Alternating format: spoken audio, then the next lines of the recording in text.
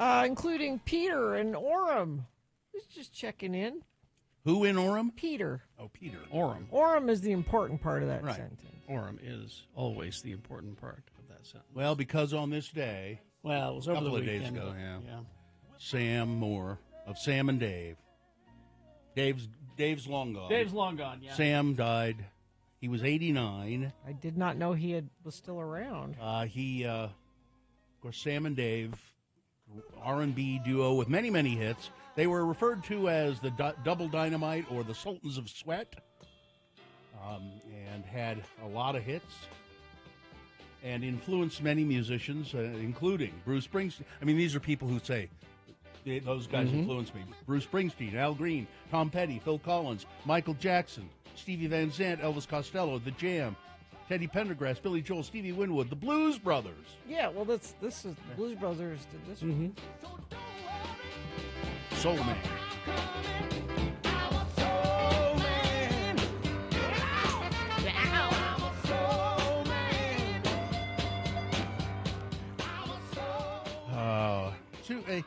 He was still pretty. I used to listen to. What's his Don Imus. Mm-hmm. I used to listen to Don Imus, and Sam Moore was on that show all the time, arguing with, they had a contentious relationship. Arguing about what? Anything. Well, Sam did go kind of right wing toward the end, okay. because he sold this song to Bob Dole. I'm a Dole man. I'm a Dole man. But that was a while ago. That was. Yeah. But he was very funny, and he was really good at arguing with Don Imus. Mm-hmm. So, and he still performed too, as a solo act. Yeah, this he only died as a result of complications from surgery. Is that what it was? If I read it right. Yeah, he he died because he was 89. And that, yeah. He died of old age. He was it says he was working on a gospel album at the time of his death, and survived by his wife and his daughter Michelle and grandkids, and many kids, a lot of them who don't want anything to do with him. Oh, really? Yeah. He says, I've got 13 or 15 kids. 13 or 15? Something like that. Yeah, something like I that. lost count. And I'm sad that I am not in their lives. I guess I should have tried better. Well, I mean, yeah. When you get up to above 10 kids, I think it's it's right to say, I got I don't know how birth many. control is a thing. In some circles, yes. There's no reason to have 15 kids with how many different women, I wonder. There's no reason for that. Because there's no way to take care of 15, even if you're Sam. Well, what's his name does it? Nick Cannon? Nick Cannon. He takes care of all those kids. I don't think... there's no way there is no way you have a relationship with 15 now, there's a children. difference between having a relationship and having enough money to take care part of of them. taking care of your kids is having a relationship. Oh, you're such an idealist. Would you just knock that stuff off? Listen, people ask me how many kids I have. I say, 4. I don't know. And then they say, how old are they? And I say, I don't know. And I really do say, I'm not sure. About one of them just turned 21. I know that. But if you ask me the ages of the others, I don't really know. I just give them money, Gina. That's all. They don't care if I know how old they are I think they or their probably names. do. No, they don't. They don't care. They don't even care if I know their names as long as I give them money. Hey, you. Yeah. Here's a check. What's your Venmo again? What's your Venmo? Yeah. It has made it easier to have 15 kids. You just Venmo them money. You Venmo them.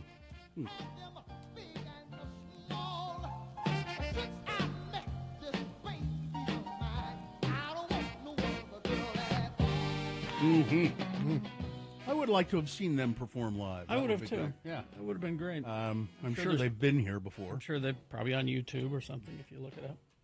But Sam and Dave, they had a lot of hits, and he made a lot of money, and needed to make a lot of money because he had 14 or 15 kids. Yeah. and it's it's okay. Sure. They're fine. You don't know that they're fine. Carrie just said they didn't have a relationship with their dad. That's not fine. I would assume Listen, they're I would have fine. given anything to not have a relationship with my dad. I would have. And he didn't give you any money. No, he didn't give me any money, and he just gave me a relationship, and it was an essy one. I would rather have had money. I'll leave you alone, and I'll just give you money. Thank you. There you go. That's what I would have preferred. This has been Farting Around with Carrie, Bill, and Gina on X96, Radio from Hell. Okay, then. Let's see. We'll take a break here, and then we'll come back. I'm sorry to tell you that, but we will come back because we've got stuff to do. But when we're doing these commercials here coming up, this is a perfect time for you to call and check in with the Radio from Hell show. You got a relationship with your kids?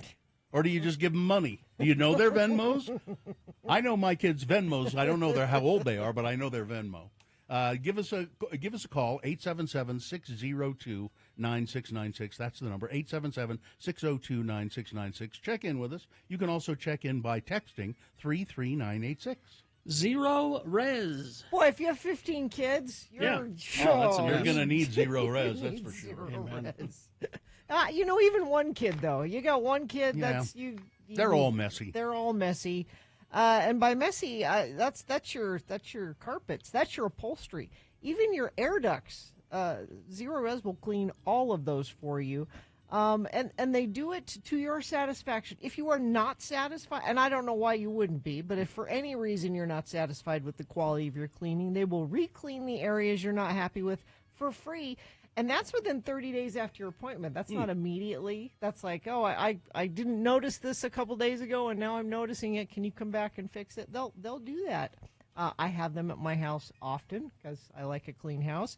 And you will like a clean house, too. Get 3 rooms of carpet clean for $109 and a hallway clean for free when you mention this ad that you heard it on Radio from Hell on X96. Call them, 866-0RES, or go online at zerores.com. Coming soon. The return of Lights, Camera, Brunch. Sunday, January 26th, 11 a.m. to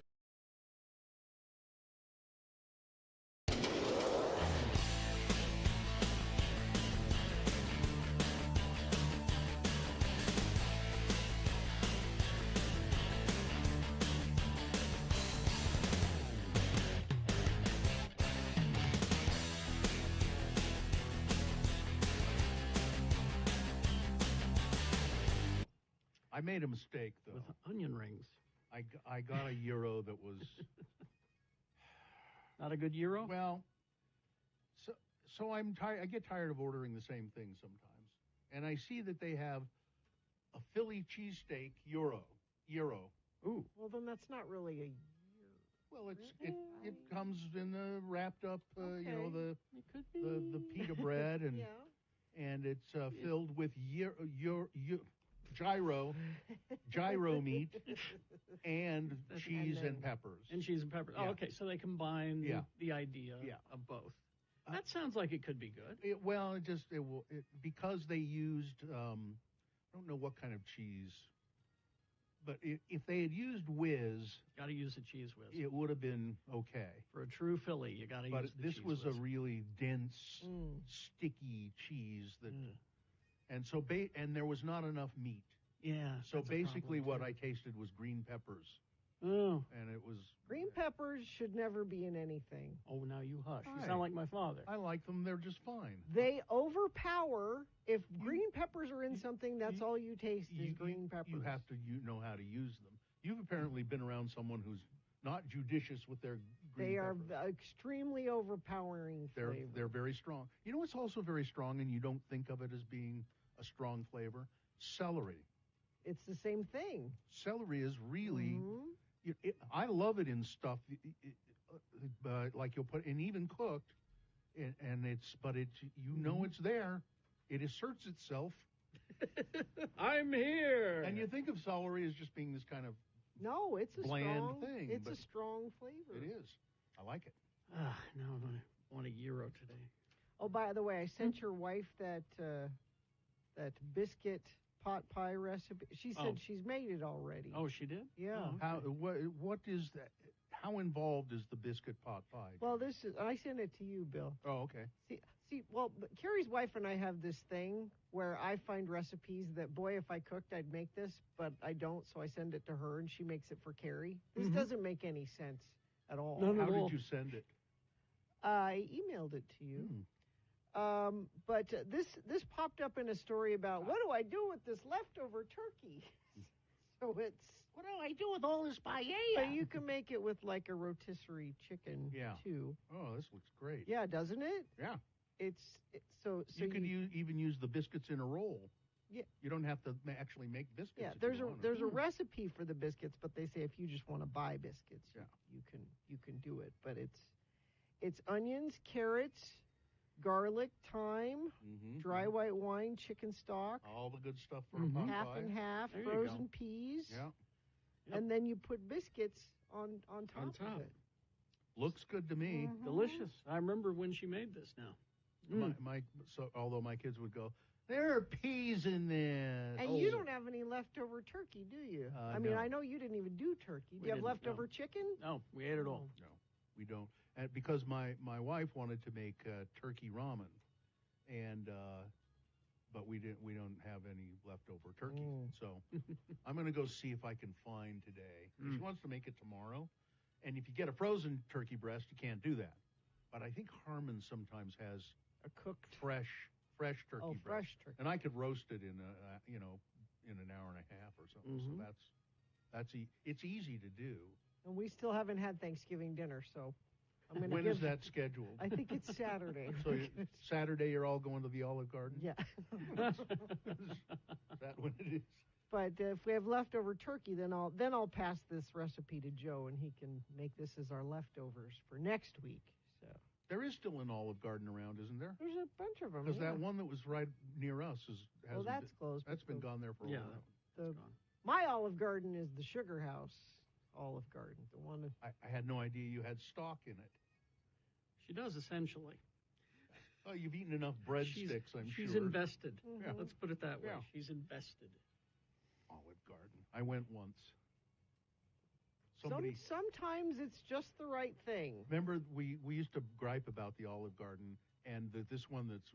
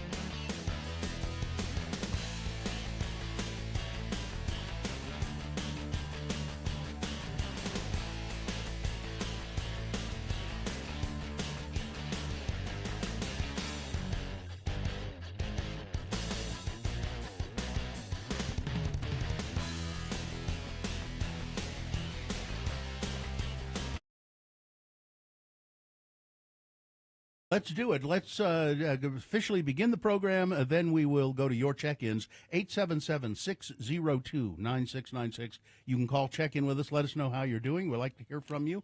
It's the Monday morning check-in. Please do it. You can also text us if you like, 33986. Gina. Join us Sunday, January 26th from 11 a.m. to 1 p.m. at Squatters Pub for the Radio from Hell's annual Not Safe for Work Live podcast recording with the special guest interviews, live games, prizes, and the privilege, it says here, the privilege of seeing Radio from Hell in person. Tickets are $35, include admission, brunch, seating, and a Radio from Hell pint glass to take home. Space is limited. Get your tickets at x96.com. All right, you might have guessed the moon is full. It's right there, 99. It's just past full, actually. It's now waxing. It's 99.6% of full, but for all intents and purposes, it's a full moon. It's a wolf moon, they say. We will have the moon will set today at what does it say? 6:04. So it's 8. It's 8:04. The moon will set at 8:04 today. Today being Monday. It's the 13th day of January in the year of our Lord Jesus Christ, 2025. It's Korean American Day. So if you happen to know any Korean Americans, I don't. You make an extra effort to connect with them. Maybe go grab a bite to eat with your Korean friends, or send them a message. So if you do know some Koreans, you know a Korean, don't you, Carrie? Or two, one or two, one or two, one or two. Yeah. It's National Rubber Ducky Day, You're the one. and it's a Peach Melba Day. Ooh, Peaches, raspberry sauce, and vanilla ice cream, made and named in honor of the famous opera singer Nellie Melba, who also lent her name to Melba Toast. This is, and it's Radio Broadcasting Day, the day to honor those who invented radio, Marconi and all those people. And us. Yeah. Well, we were right there on the ground floor. Sure. That's for sure.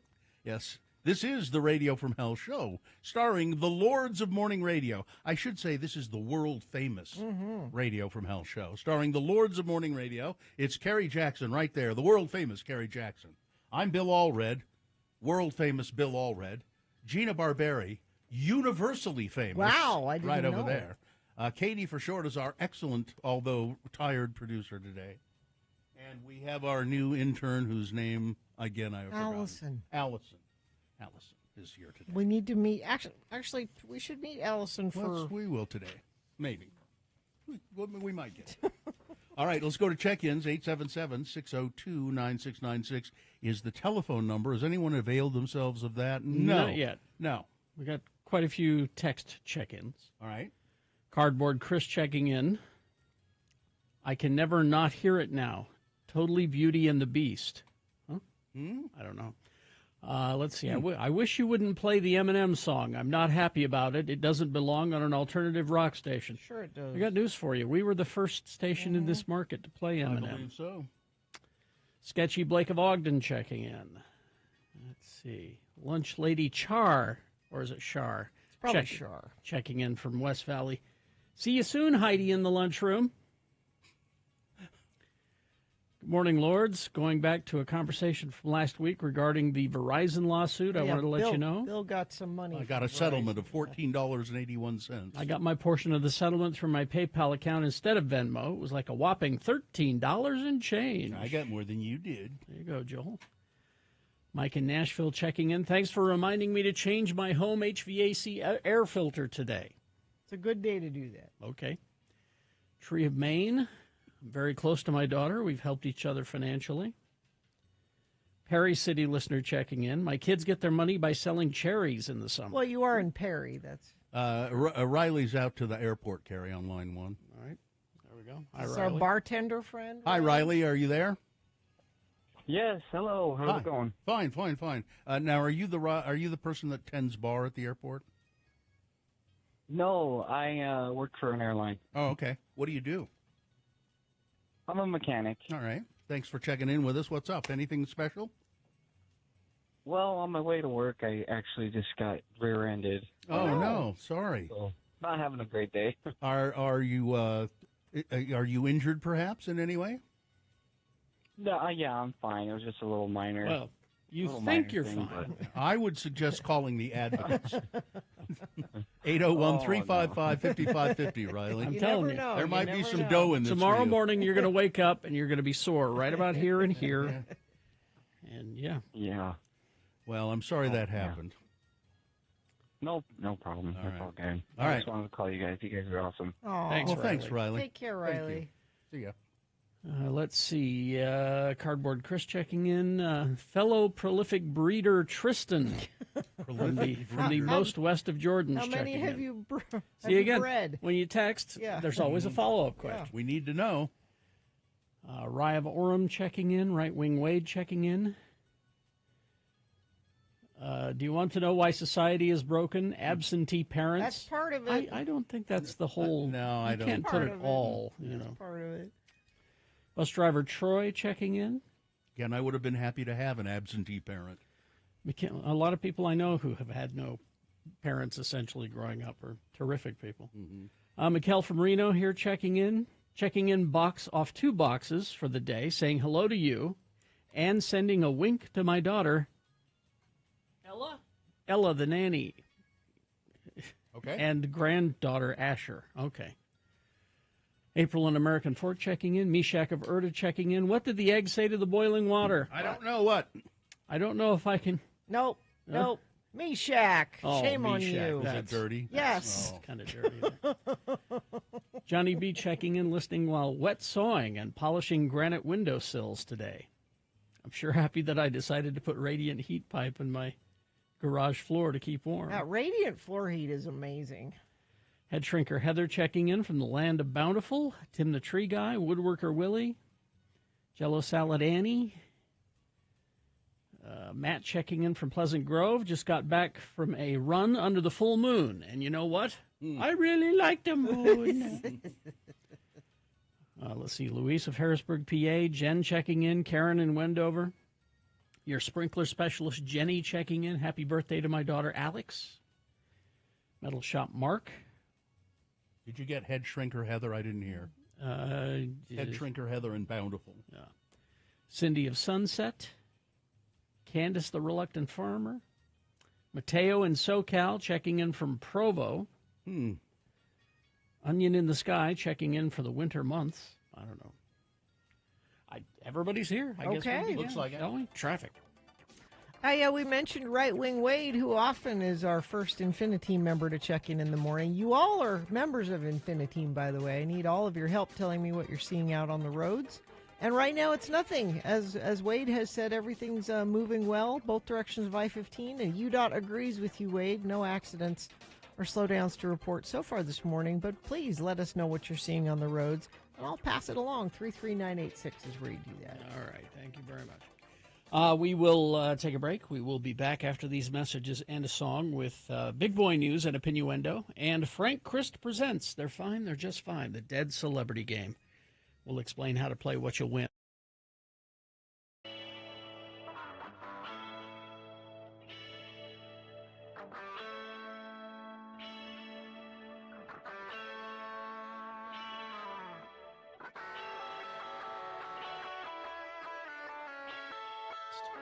I got one right here. All right. It's Radio from Hell with another list, because people love a good list. X96. Brought to you by Nate Bargatze, the Funny Tour at Delta Center /Vivint Arena on Friday, September 29th and Saturday, September 30th. Tickets on sale at Ticketmaster.com. He's very funny. I like him a lot. Mm-hmm. I bet he is not on this list. I hope not. Because the list is 10 people who are universally loved, but who are actually jerks. Okay. Okay. I have a prediction for this list, but go ahead.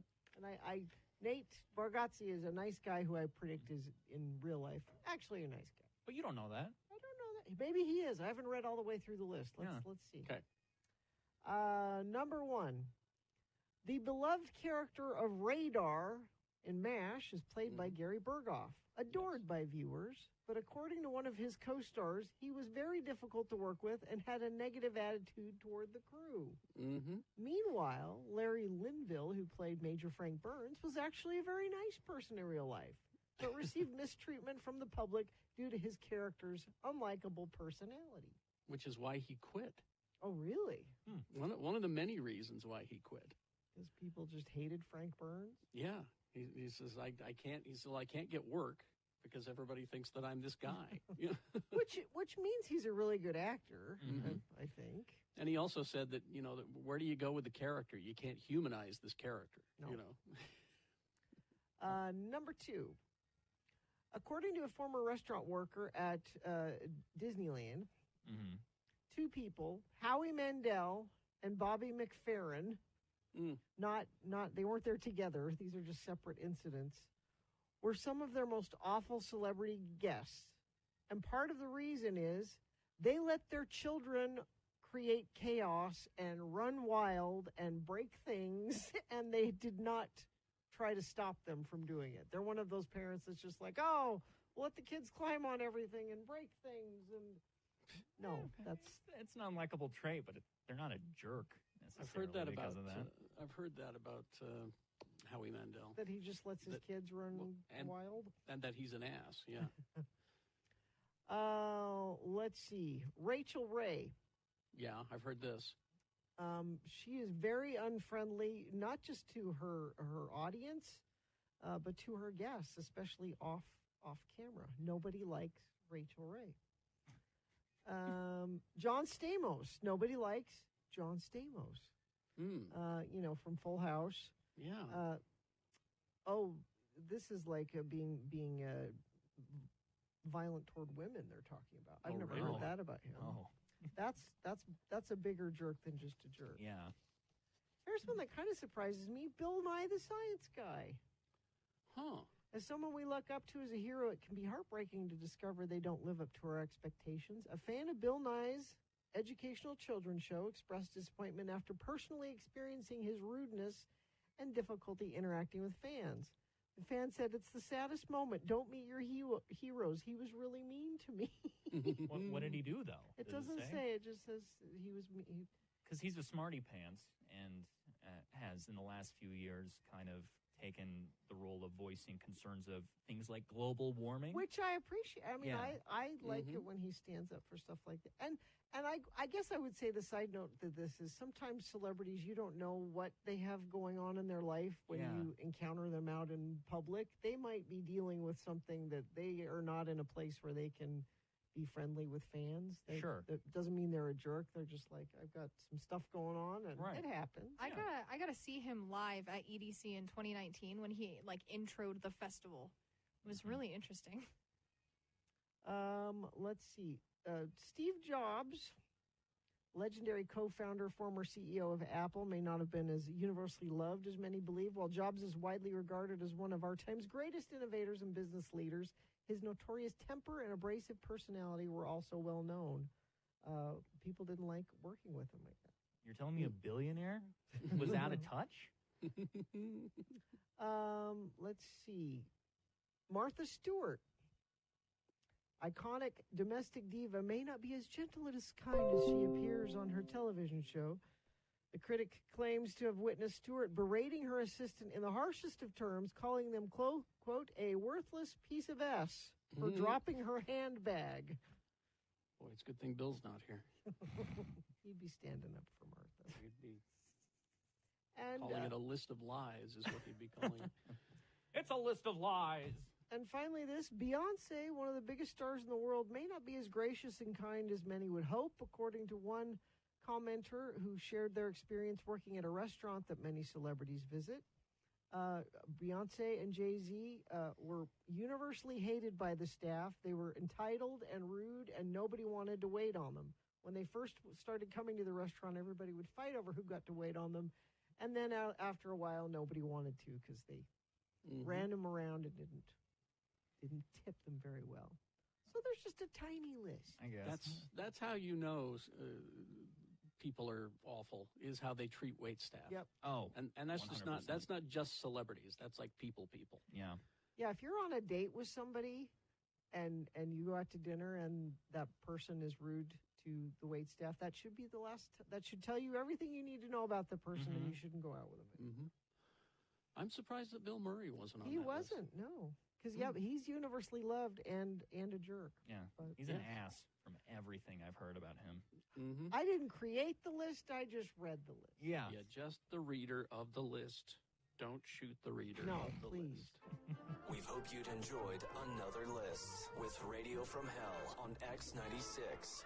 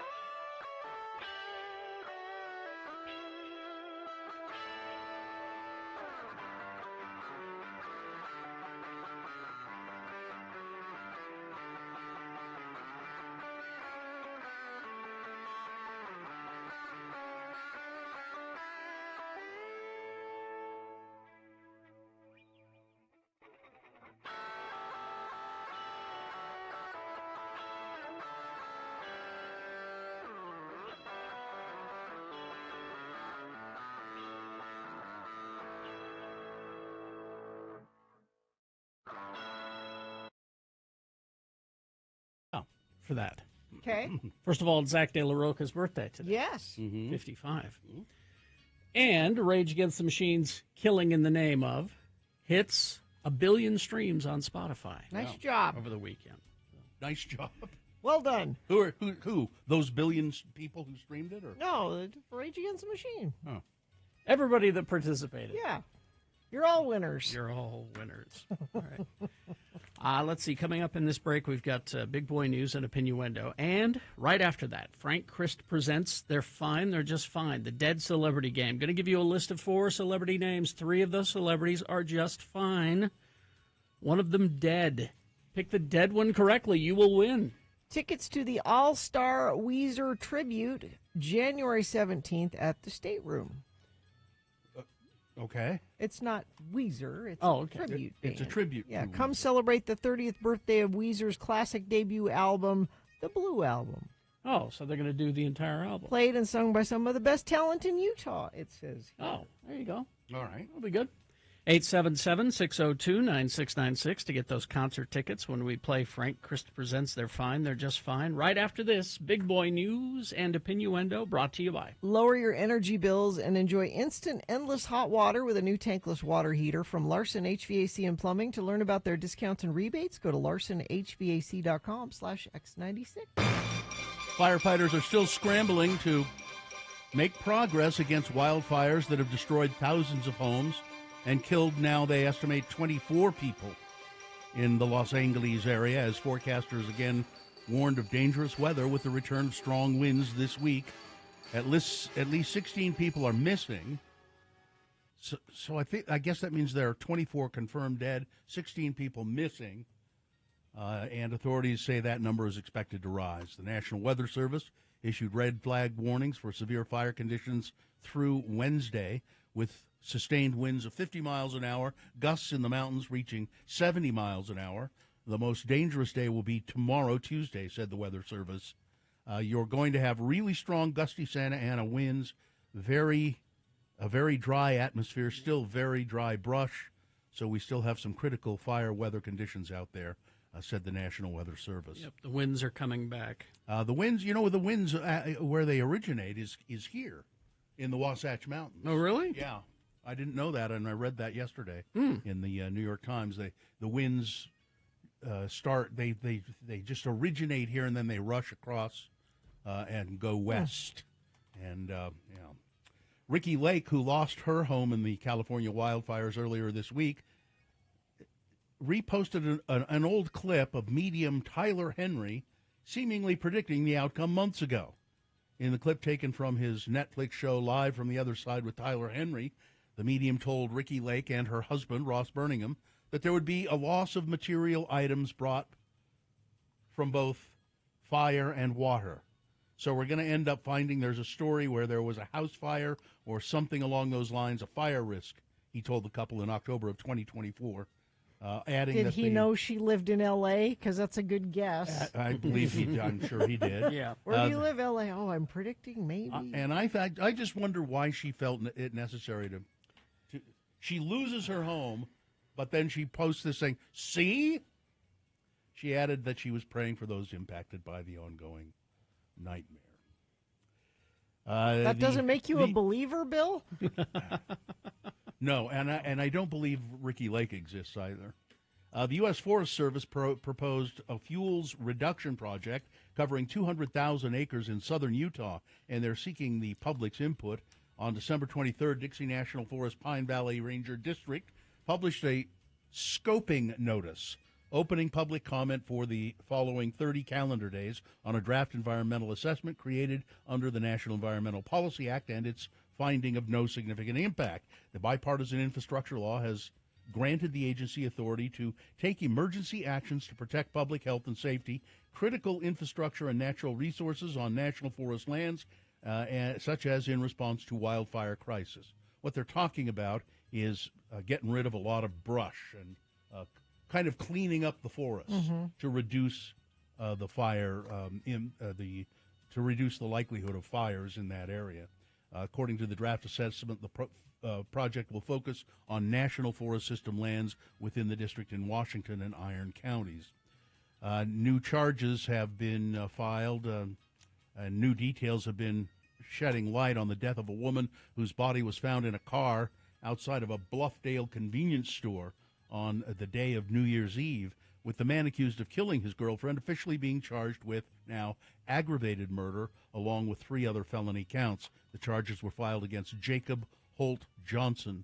The body of Summer Roney was discovered outside a 7-Eleven shortly after midnight on December 31st when a Bluffdale police officer noticed an SUV parked at an odd angle across multiple spaces.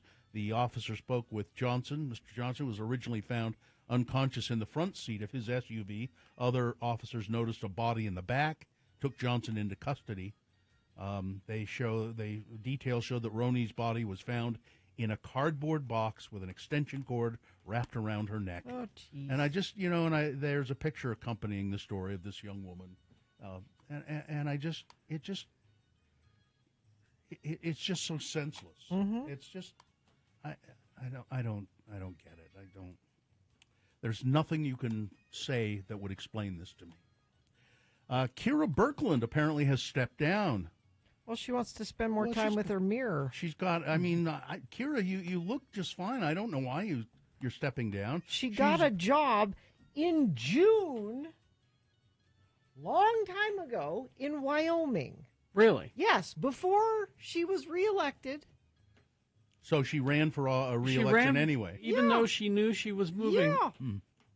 Well, she wanted to hold the seat for Republicans. I mean, yeah, that's what it was. Yeah, but it's, don't run for office if you don't want to do the job. She's being replaced by somebody named Tiara Auxier, I guess is Auxier. Tiara Auxier. I don't know who that is, but I don't know either. Bye, Kira. We'll see you. Don't let the door hit you in the ass. Exactly. She's. It doesn't say here where Kira. I didn't read anything about her getting that job, so I don't. Do you know what it is? It was a couple weeks ago. Do you know what it is? Yeah, she's like a lobbyist for agricultural in business. Wyoming. Yeah, and she apparently has had a home in Wyoming. Like, also had a home here, but split her time. Wow. Gina, here's a story for you. Experts are sharing exactly what happens to your body when you drink soda every day, and it is shocking. Okay, just a second. Okay, take a sip of your Diet Coke to get ready there. Okay, I'm ready. Apparently, some people experience bloating and gas from the carbonation. In fact, drinking soda every day can disrupt the gastrointestinal system, causing people who drink soda every day to experience abdominal pain, diarrhea, constipation. Huh? No. They explain that this is because all the sugar in the soda, you drink diet soda. Yeah. is feeding bad bacteria in your gut. Drinking soda every day can have detrimental health consequences, particularly for your heart, cardiovascular disease. Studies have shown that soda drinkers, regardless of whether they drink regular or diet, have a higher risk of heart disease and stroke. Also, drinking soda regularly has been scientifically linked to depression and the greater likelihood of getting dementia. I'm fine, although I do worry about the dementia. Getting dementia. Well, Speaking of dementia, I was wrong about Kira. Not Wyoming, Montana. She got a Montana. job as the director of policy for the Montana Grain Growers Association. Well, good for her. It's the oldest synagogue in the state of Utah, home to the first permanent Jewish house of worship in Utah. Its completion in 1891 even predates the Salt Lake Temple. The Salt Lake Tribune once remarked that the B'nai Israel Temple had an air of quiet elegance. I've wanted this building for a long time, said Micah Christensen, Salt Lake resident, who recently purchased the synagogue for $3 million. Not going to tear it down. Good, thank you. Not going to tear it down. Going to use it. He says, I want to create a museum. It's a beautiful building. If you go to x96.com/live, you can see it. Where I'm not sure. I know I've seen it a bunch of times. I just can't place exactly where it is. What's it and called it doesn't say in this story where the B'nai Israel Temple. How do you spell that? B''NAI. It's I know it's downtown somewhere, and I just can't quite. I can't. I passed it a million times, I'm sure. Congratulations to. My computer's freezing up here. Congratulations to Ogden, Utah. It's been it's one of the cities in America that would be a target for nuclear attack. According to the Daily Mail, they looked at all the cities who would be most likely to be attacked. Let's say by Russia. Ogden, Utah would be right there on the list. well, yeah, So because the congratulations. Air Force Base. Yeah, because of Bill. And finally, this story. This is so sad. With a wide range of bourbon options in Kentucky, cold weather is affecting production, and prices are going to probably go up. On the aging side, the cold's a big part of it, said Cody Giles, head distiller at James E. Pepper. Giles particularly refers to temperature gradients. You're pushing the whiskey into the wood, and then during the cold weather, that wood contract and sort of pushes its way back into the interior of the barrel. And we're having to if it gets too cold, then we have to heat things up, and it's going to hurt production. He's just trying to soften the blow. That bottle of whiskey that I buy every other day is going to Every other day. only every other day. Prices are probably going to go up. That synagogue is at 249 South 4th East. 249 South on 4th East. Yep. Yes, it is. I just looked it up. Pass it every day. It hasn't been a synagogue for a long time. It was decommissioned, and it's been used as offices and things like that. But this guy who's buying it wants to. He is. They're putting an art museum there. So, all right, that's it. Before we get to weather and traffic, we need a contestant on the phone to play. Frank Christ presents They're Fine, They're Just Fine, the Dead Celebrity Game. 877-602-9696 for some concert tickets. This is an All-Star Weezer tribute, January 17th at the State Room. It's the 30th anniversary of Weezer's classic debut album, and it's going to be played and sung by some of the best talent in Utah. There you go. 877-602-9696. Call, play now. Weather, traffic. It's cold, 21, high of 32 today. Even colder tomorrow. Overnight lows 18. It'll be very, very chilly the next couple of days. Doesn't look like we have another chance of snow till later in the week. Traffic, 78th South is closed, both eastbound and westbound between Redwood Road and 13th West. You're going to need to use an alternate route. Expect detours in West Jordan for several hours. I'm not sure what the nature of that accident is, but it sounds like it's going to be an issue for a while. That's the only thing, though, that UDOT's reporting right now. And I don't think you have... let's see. Northbound Highway 84 on-ramp to I-15 right lane closed for road work. Thank you, Infiniteam, for texting that in. 33986. Business owners Do you owe $15,000 or more on employment taxes and don't know what to do? McClure and Stewart, your local trusted tax attorneys. Go to McClureandStewart.com today. Good morning, Frank Christ. Oh, hello, everyone. Frank Christ, the Reaper, the Grim Reaper of celebrity souls. Hello, Frank. Hi there. Frank joins us here in the studio. He flies through the window on his electric scooter, which you're always welcome to plug in here. Oh, thank you. And recharge. Frank is the Reaper of celebrity souls. When a celebrity, cashes in their chips, as they say, Frank goes to the scene and loads them into his electric scooter and takes them off to the distribution center. And then from there, they go... I know not where they go. Hell. It's hell. It's 99% of the time. So Frank doesn't like his job, though, because you love them. I love our precious celebrities. I know. I'm so concerned about them right now. Why do you love them so much? Because everything they say and do is right. That's true. We all want to be just like them. Well, we play the game called Frank Chris Presents. They're fine. They're just fine. He's given me a list of 4 actors here, and 3 of the actors on that list are, in fact... They're just fine. Just fine. But one of them has joined the choir eternal, and it is the contestant's job to figure out who the dead celebrity is, and who do we have to play. Josh is on the phone. Josh, hi, how are you? Oh, I'm fine, just fine. Good, Josh, that's good to hear. You're healthy, you're hearty, and you're not a celebrity, are you? Oh, no. Okay, good. Now, Frank has given me this list. You identify the dead celebrity on this list, and you will win again. What is it, Gina? It's tickets to see the Weezer tribute show January 17th at the State Room. Come celebrate the 30th birthday of Weezer's classic debut album, The Blue Album, played and sung by some of the best talent in Utah. All right, are you ready to go, Josh? You bet. Okay, here we go. Frank has given me a list of actors in movies about radio, because it's Radio Broadcasting Day, the invention of radio. So the dead celebrity, you identify him, and you'll win that prize. Number 1 is S. Epatha Murkison. She was Reba, the mail lady on Pee-wee's Playhouse.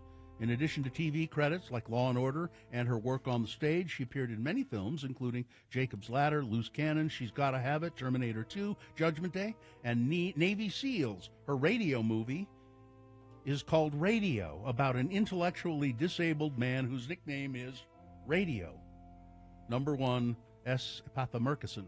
Number 2, Bruno Kirby. He was the young Peter Clemenza in The Godfather Part 2. He was also in City Slickers, When Harry Met Sally, The Freshman, Sleepers, and Donnie Brasco. He voiced Reginald Stout in Stuart Little. His radio movie is Good Morning Vietnam. Number 2, Bruno Kirby. Number 3 is Vondie Curtis Hall. He was a member of the original cast of the Broadway musical Dreamgirls. He was a regular cast member on the TV show Chicago Hope. He appeared in numerous films, including One Good Cop, Passion Fish, Sugar Hill, Coming to America, Crooklyn Drop Squad, and Eve's Bayou. He's in a radio movie called Talk to Me, about a man who, after his release from prison, becomes a talk radio host. Number 3, Vondie Curtis Hall. And finally, number 4, Frankie Faison. Some of his movie roles were Coming to America, Do the Right Thing, Thomas Crown Affair. He was the most frequent actor to appear in Hannibal movies. He was in Manhunter. He appeared as Hannibal Lecter's jailer, Barney, in The Silence of the Lambs. He was in the sequel, Hannibal, and he was in the prequel, Red Dragon. His radio movie, Mother Night, about an American in Germany who works on Nazi propaganda radio broadcasts. Number 4 is Frankie Faison. Which one of those actors is dead, Josh?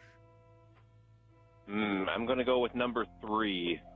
No, Vondie Curtis Hall. No, sorry. Oh, Vondie's fine. He's fine. Oh. He's 74.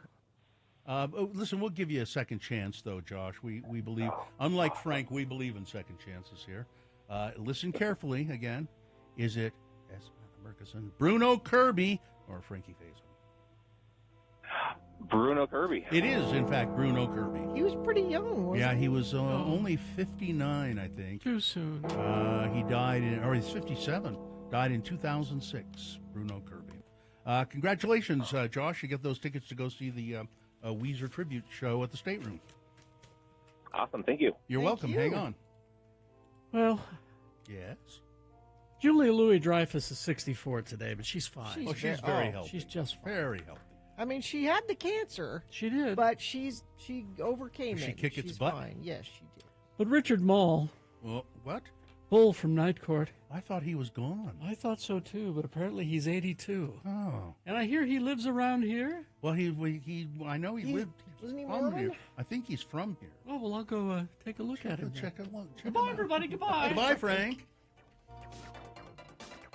78 South is closed both eastbound and westbound between Redwood Road and 13th West. You're going to need to use an alternate route. I'm not sure what the nature of that accident is, but they said expect detours in West Jordan for several hours. So it must be pretty serious. What else is going on? What else is going on? Front of the program says northbound Highway 84 on-ramp to I-15 right lane closed for road work. That's it, though. Whatever you're seeing, though, we appreciate it if you share it with us via text at 33986. Cinderella is a megawatt production. Experience the classic fairy tale with all new sets and costumes. Open February 7th with music performed live by the Ballet West Orchestra. Tickets at balletwest.org. KXRK Provo, we're going to take a break. We'll be back after these messages with sports with Amy Donaldson. Stand by for.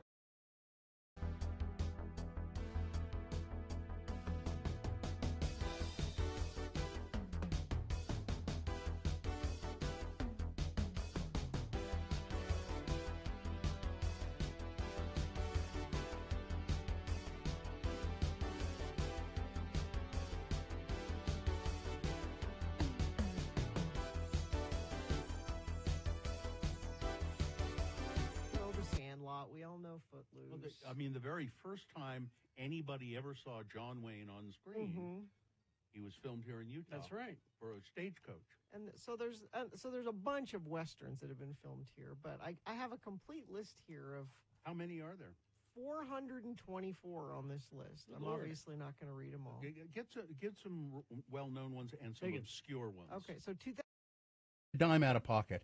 They don't charge you for the call. They charge you no money. They only take and they will get you a settlement because that's how they get paid. So the Advocates, they're really nice guys too. Small boutique law firm right here in Salt Lake. You can call them 24 hours a day, 7 days a week.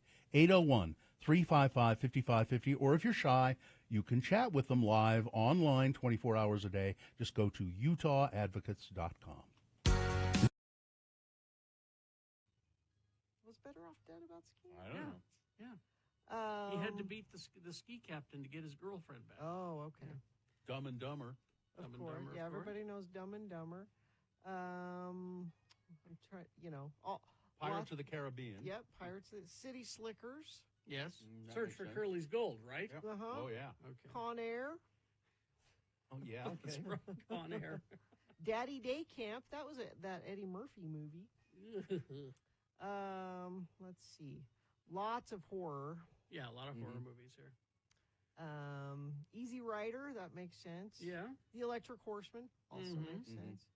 The Exorcist 2 filmed here.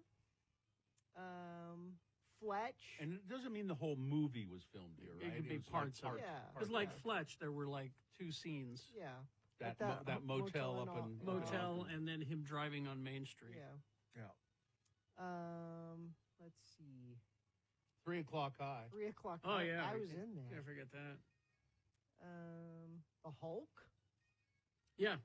The first Hulk movie with the Ang Lee Hulk movie. Yeah. 'cause there Is was a lot The of- Last Emperor on there? I don't no, see probably that. not. I think that was all in China. Yeah, I mean, there's tons of them. And more to come. Let's see, what else is coming here besides... Oh, I thought I had... They left out John Carter of Mars. Oh, John Carter from Mars. Carnival of Souls. Yes.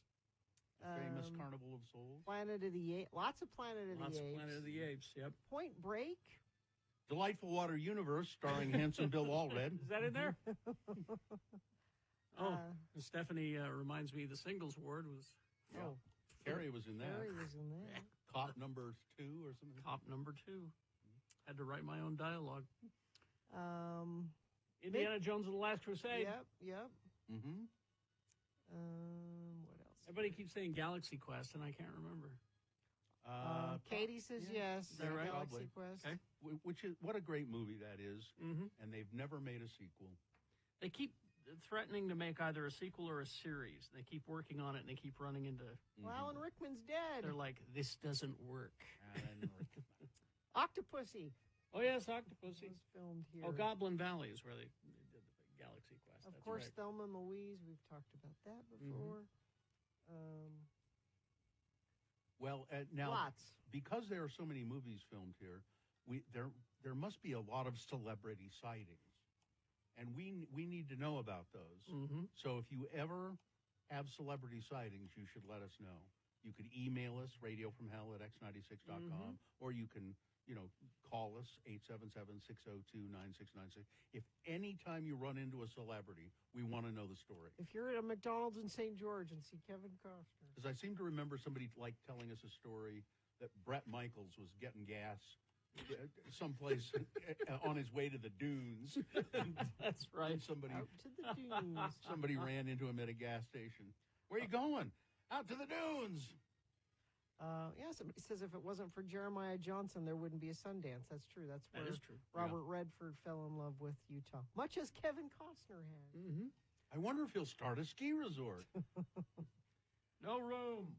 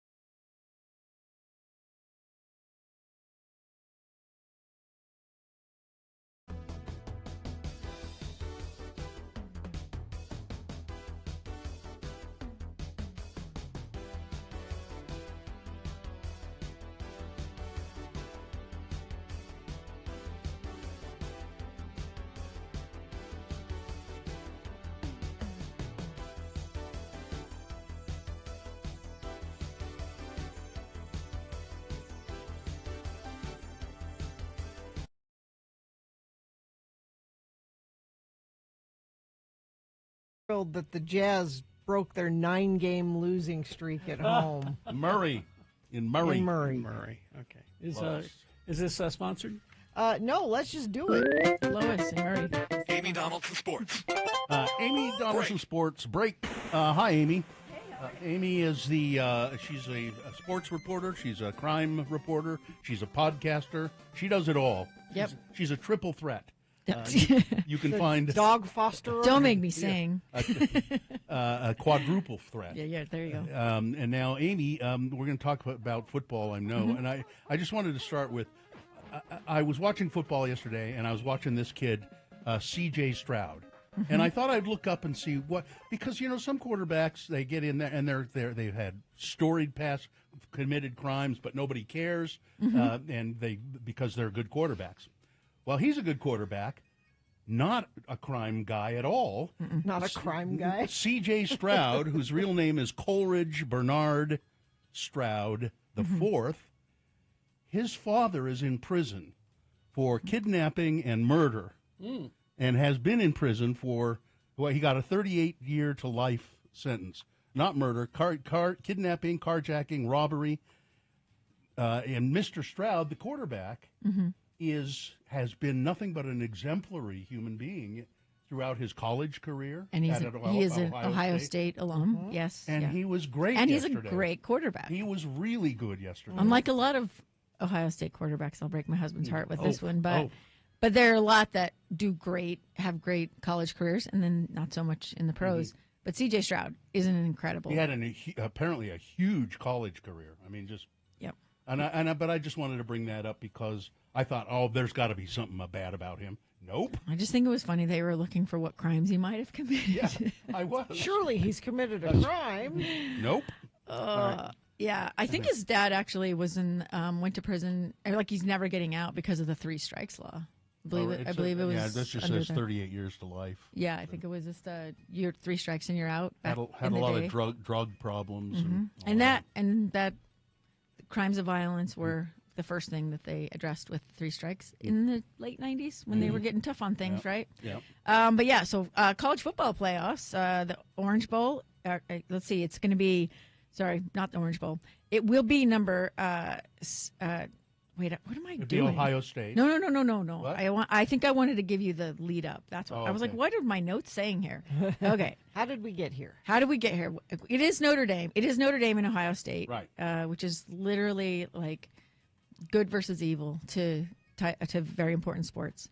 So this is not one he's going to take lightly. He hated Notre Dame so bad. So bad. Really? Oh yeah. Okay. I don't understand all of it. You can How have him can on. they be evil? They're a Catholic school. Well, I you don't go. know. I don't know, but they literally hates Notre Dame. So, All right. but so it's number 7 and number 8, which I think is interesting. But how do we get here? Number 6, Penn State, and number 7, Notre Dame. In their 20th meeting, it was a thriller. Notre Dame wins 27-24 on a game-winning field goal by kicker Mitch Jeter. 7 seconds remaining on the clock. That was the better of the 2 games, I thought. But what set it up was a sophomore quarterback, Christian Gray, for Notre Dame, gets an interception, and that turns the ball over, and there you go. And then I don't know what year that Riley Leonard, the quarterback, is, but he led him down the field and set him up perfectly for a field goal. So. Yeah, and I mean the Irish were down 10-zip, 10-30. Yeah, it was the better game. So they're searching for their 12th national title, but their first since 1988, which might be, I think that was when I graduated from Snow College. So it's been a minute. They used to be a powerhouse. That is absolutely what everybody's enjoying right now. So and then on Friday in the Cotton Bowl, the number 8 Ohio State Buckeyes beat the number 5 Texas. Ohio State defeated them 28-14. Again, comes from a defensive play. And they had a better offensive outing than they had. But let's see, Notre Dame coach Marcus Freeman. I did want to mention. He's adorable at Ohio State, and he's like 30. He's a Buckeye too. He's like 36. He's young. Yeah. He's young. He's really well spoken. He's a really interesting guy. Your husband just texted me that he played at Ohio State. Yeah. And so the Buckeyes' last title was 10 years ago. So, it's been a dry spell, but I love it when there's people who come into the national championship game who've never been there, but we're not getting that. Let's see. I wanted this guy Sawyer. What was his first name? Jack Sawyer, number 33, the defensive end who actually roomed with Texas's quarterback was a Buckeye his freshman season. And so they roomed together. He intercepts a pass from him and runs 83 yards for a touchdown for the 28-14 lead with just 2 minutes remaining. So I thought that was an amazing, fun storyline. Watch it every day on TV. And again, I just say the playoffs have proven that we needed this all along, and this was the cure for what was wrong with college football playoffs. So NFL playoffs, it was wild card weekend. Texas defeated the Chargers 32-12. Ravens beat the Steelers 28-14. The Bills annihilated the Broncos. Yes, they did. Actually, none of these were really good games. No, I didn't think. I think, Denver looked so inept. I couldn't. I mean, it was just like, oh my what God. is this? The high school team playing? Yeah, it was the professional really bad. team. 31-7 was the final, and it felt like 131-7. Yeah. Eagles defeated the Packers. That was a decent game. 22-10. Commanders beat the Bucks 23-20, which I didn't watch that one, and maybe that was good. Close. The score is closer, right? And then tonight it's the Vikings and the Rams. Next weekend's divisional round on Saturday, it's the Texans versus the Chiefs. So you get ready to see Taylor Swift. And the Commanders versus the Lions. And then on Sunday, it's whoever wins out of the Vikings and Rams versus the Eagles, and the Ravens versus the Bills. I predict the Ravens and Bills will be the best game of the weekend. So we'll see what happens. Okay. Let's see. RSL, they said goodbye to their captain. Christian Chicho Orengo was transferred to the San Jose Earthquakes, which is a rival team in the division. Strange, but they get $1.4 million in general allocation money. Don't ask me what any of this means because Soccer's weird. There's lots of money. Yeah, it's really different. And then another international spot. The money's divided up over 2 seasons. It vacates a designated player spot. It really caps this. I don't understand what's happening, but they had a great first part of their season. Yeah, but they've gotten rid of all of their attacking. So Andres Gomez he's gone. He's the guy they traded midseason. Then you have Anderson Julio, who everybody he's part of my podcast because he scored that goal in Kansas City. And then Matt Crooks. So all the attacking, and I don't really know what's happening there. So strange times. Their first competitive match is a CONCACAF Champions Cup clash against Costa Rican CS Herediano. I don't know. On February 19th. And then there's a MLS opener on February 22nd, and they will not. Guess who they play on February 22nd? The San Jose Earthquakes and their former captain, Chicho. Oh, okay. So that will be the season opener.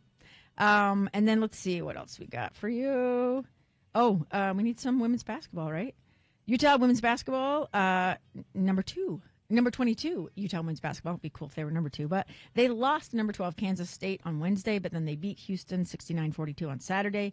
Next up for them is Baylor tomorrow. They are now 4-1 in conference play, 13-3 overall. Mark this on your calendar. January 25th at BYU is the women's game. Utah men's basketball, they beat Oklahoma State 83-62. They are now 1-3 in conference play. Next up for them is at TCU on January 15th, and they will host BYU Saturday the 18th, which is 1 week away. All right. BYU women lost to number 12 Kansas State on January 11th. They're 14th of 16 teams in the Big 12. They play at Texas Tech on Saturday. BYU men, they beat TCU 71-67. They're now 10th in the Big 12, and they host Oklahoma State on Tuesday. California wildfires have created an even worse crisis in animal rescue, and all I'm saying is if you can do anything to help, donate a bag of food, whatever. Every shelter, everybody's being asked to move dogs, take dogs, find fosters. It's never been a better time to do anything you can to help. Even sharing bios go on there, find some cute dogs that you want to share a bio for, put them on your social media. You made a good point. It's not always about maybe it's not possible for you to adopt, but if you can donate a bag of food, that's a great idea. And especially to smaller shelters. I mean, West Valley's not small, but West Valley doesn't always get the love Salt Lake County usually does. South Salt Lake's an amazing shelter. West Jordan, amazing shelter workers. They're doing everything they can to move dogs and to find fosters so that they can take animals who've been displaced by the fires. All right. Thank you very much. All right. Amy Donaldson, you can find her on social medias. It's AD on Sports. Look for her podcast, Making of a Moment, wherever podcasts are found. All right. Thank you. Traffic, Gina, please. It's an accident at the intersection of Wilson Lane, 1900 West in Ogden. It looks like a car flipped there, so that's going to be an issue for a bit. Emergency crews arriving on the scene of a crash northbound I-15 near 33rd South. 4 right lanes are blocked, only 2 left lanes open. 78 South is closed, both eastbound and westbound between Redwood Road and 13th West. And whatever you're seeing on the roads, you can text us and let us know, and I will pass it along, 33986. All right, here are the boner candidates you're going to be voting for. Number 1. The officer crashed his car because of boobs and whatnot. Boner candidate number 2, Mr. Clean and Ms. Dookie are behind bars. And number 3, Aggie Women's Climbing Night is a thing of the past. All right, boner of the day, big boy news, all coming up after these messages and a song. Stand by for that. BigOTires.com. They are the team you trust. Big O Tires. not just for tires, but for all kinds of automotive things for your car. And pizza. Yeah, 4. That's right. You're absolutely right. Yeah, Big O tires and pizza. What's better than 4 brand new tires from Big O? 4 brand new tires from Big O and free pizza for a year. Now through the 26th, when you buy select sets of 4 tires from Utah Big O Tire locations, you'll receive free Papa Murphy's pizza for a whole year. No gimmicks. It's really just that simple. Big O tires, winter and all-season tires, to give you proper traction to take slippery roads with ease. Now, remember, Big O Tires understands that these things can be expensive. They have very great financing options for you. But remember this, 4 brand new tires and pizza for a year from Papa Murphy's. How do you find a Big O Tire store? Simple. Just go to bigotires.com. You'll find a location near you. Missed a morsel of murder from your crime desk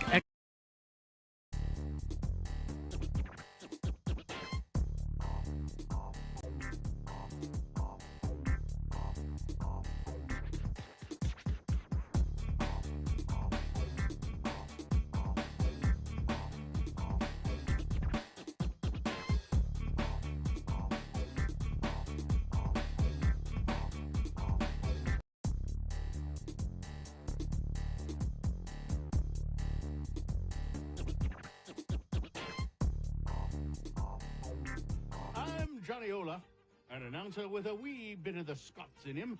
And because it's Golfer's Day and golf was invented in Scotland, let me set this in your mind. Okay.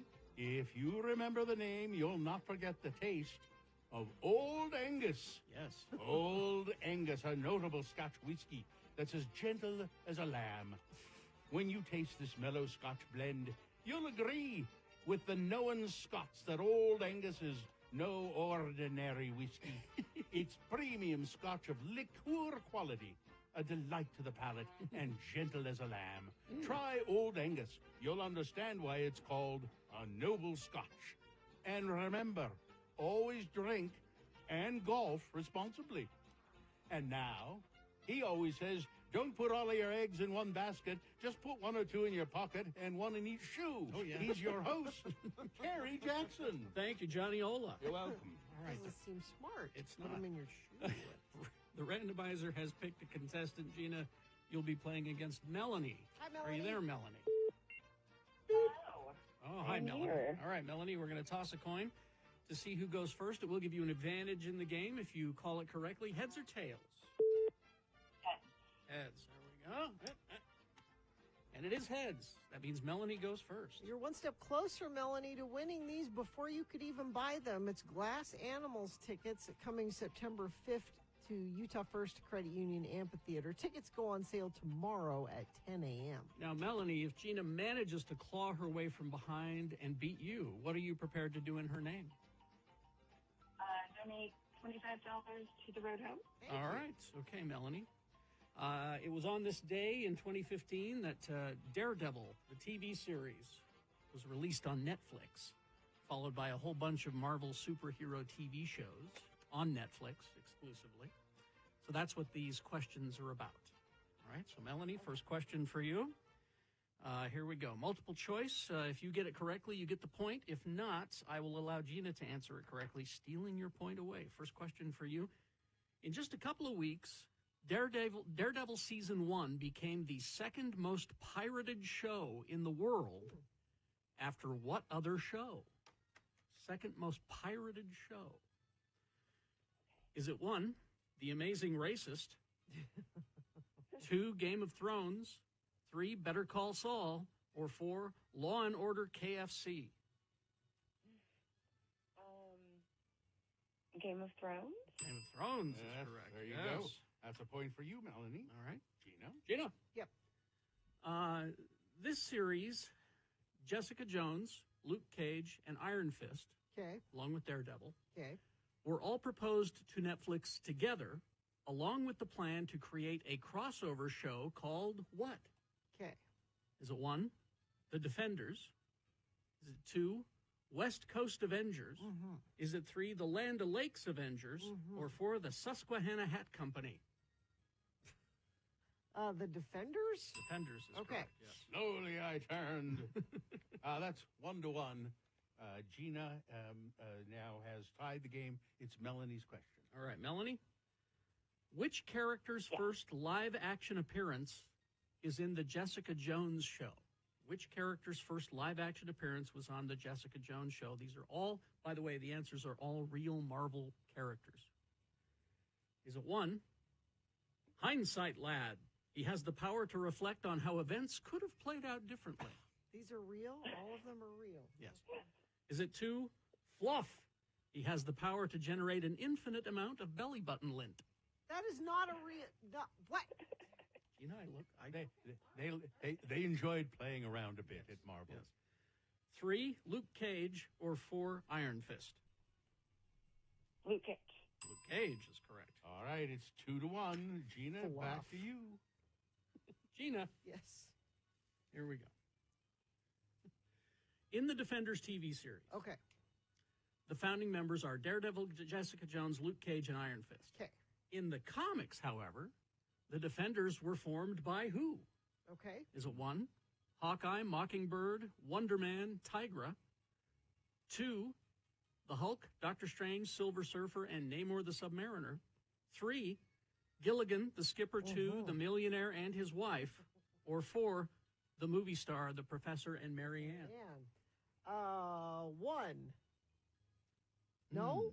Terribly No. sorry. Terribly Oh. sorry. No, that's the West Coast Avengers. I'm terribly Melanie, sorry. you could win the game with this steal. I think I might. Okay. I think it's 2. Yes. Yes, you win the game, Melanie. Win. Congratulations. 3-1. Nicely done. Wow, very good. You get tickets to see Glass Animals September 5th at Utah First Credit Union. For everybody else, tickets go on sale tomorrow at 10 a.m. You can find ticket links and more at x96.com. All right. So now I've got to go. I'm not going to stand. I'm not going to stand around here with egg on my face. All right. Or in your shoe. Or in my Thank shoe. you. Hang on the line, Melanie. We'll tell you how to get those. So long. tickets. All right. There we go. Thanks.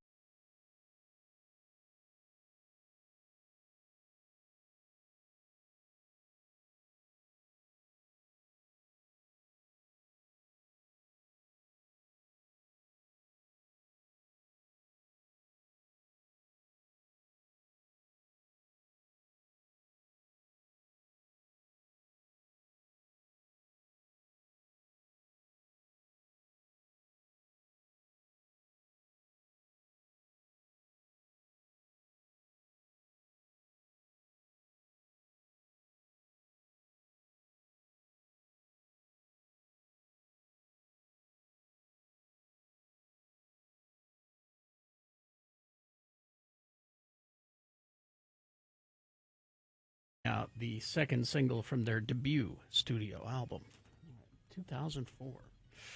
Boy. I remember it like it was just yesterday. Time now for Boner of the Day. 3 news stories. These will be examples of bad, stupid, or funny human behavior, and you will decide with your vote of these 3 candidates which one is the worst, which one deserves to be Boner of the Day. For today, January 13, 2025. We'll give you 2 candidates now, a third after the news, and once you've heard all 3, you will vote. One of you lucky random boner voters will receive. Can't buy it. Gotta win it. Radio from Hell boner t-shirt. Boner candidate number 1. You know, the officer crashed his car because of, boobs and whatnot. A Florida cop was watching porno on his phone when he slammed his patrol car into a vehicle stopped ahead of him, according to an internal affairs report.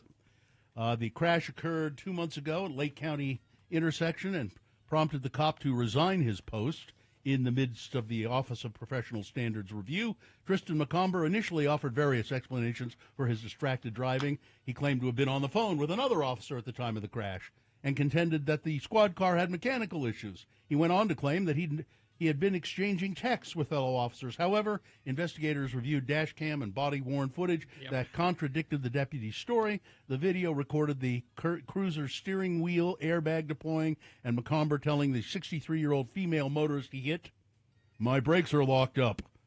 A Florida Highway Patrol report prepared at the time, however, said that he was being inattentive.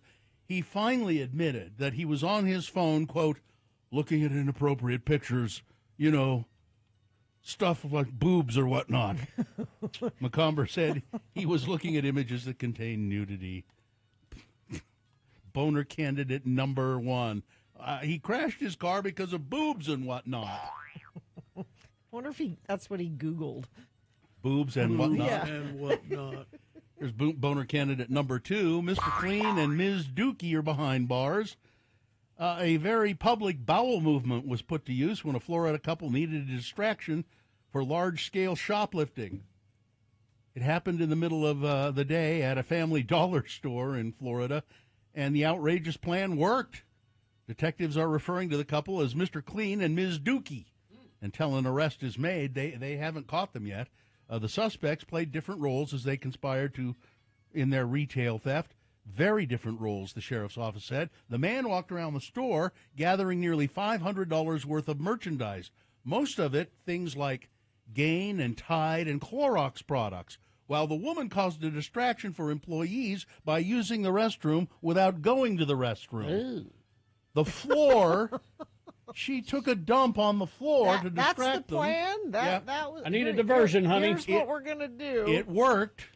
The woman was recorded exiting the store not long after the man with a distinct grimace on her face. The two left together in a white Ford van, and there's an all-points bulletin out now for them. The cops are calling them Mr. Clean and Ms. Dookie. Boner candidate number 2, Mr. Clean and Ms. Dookie.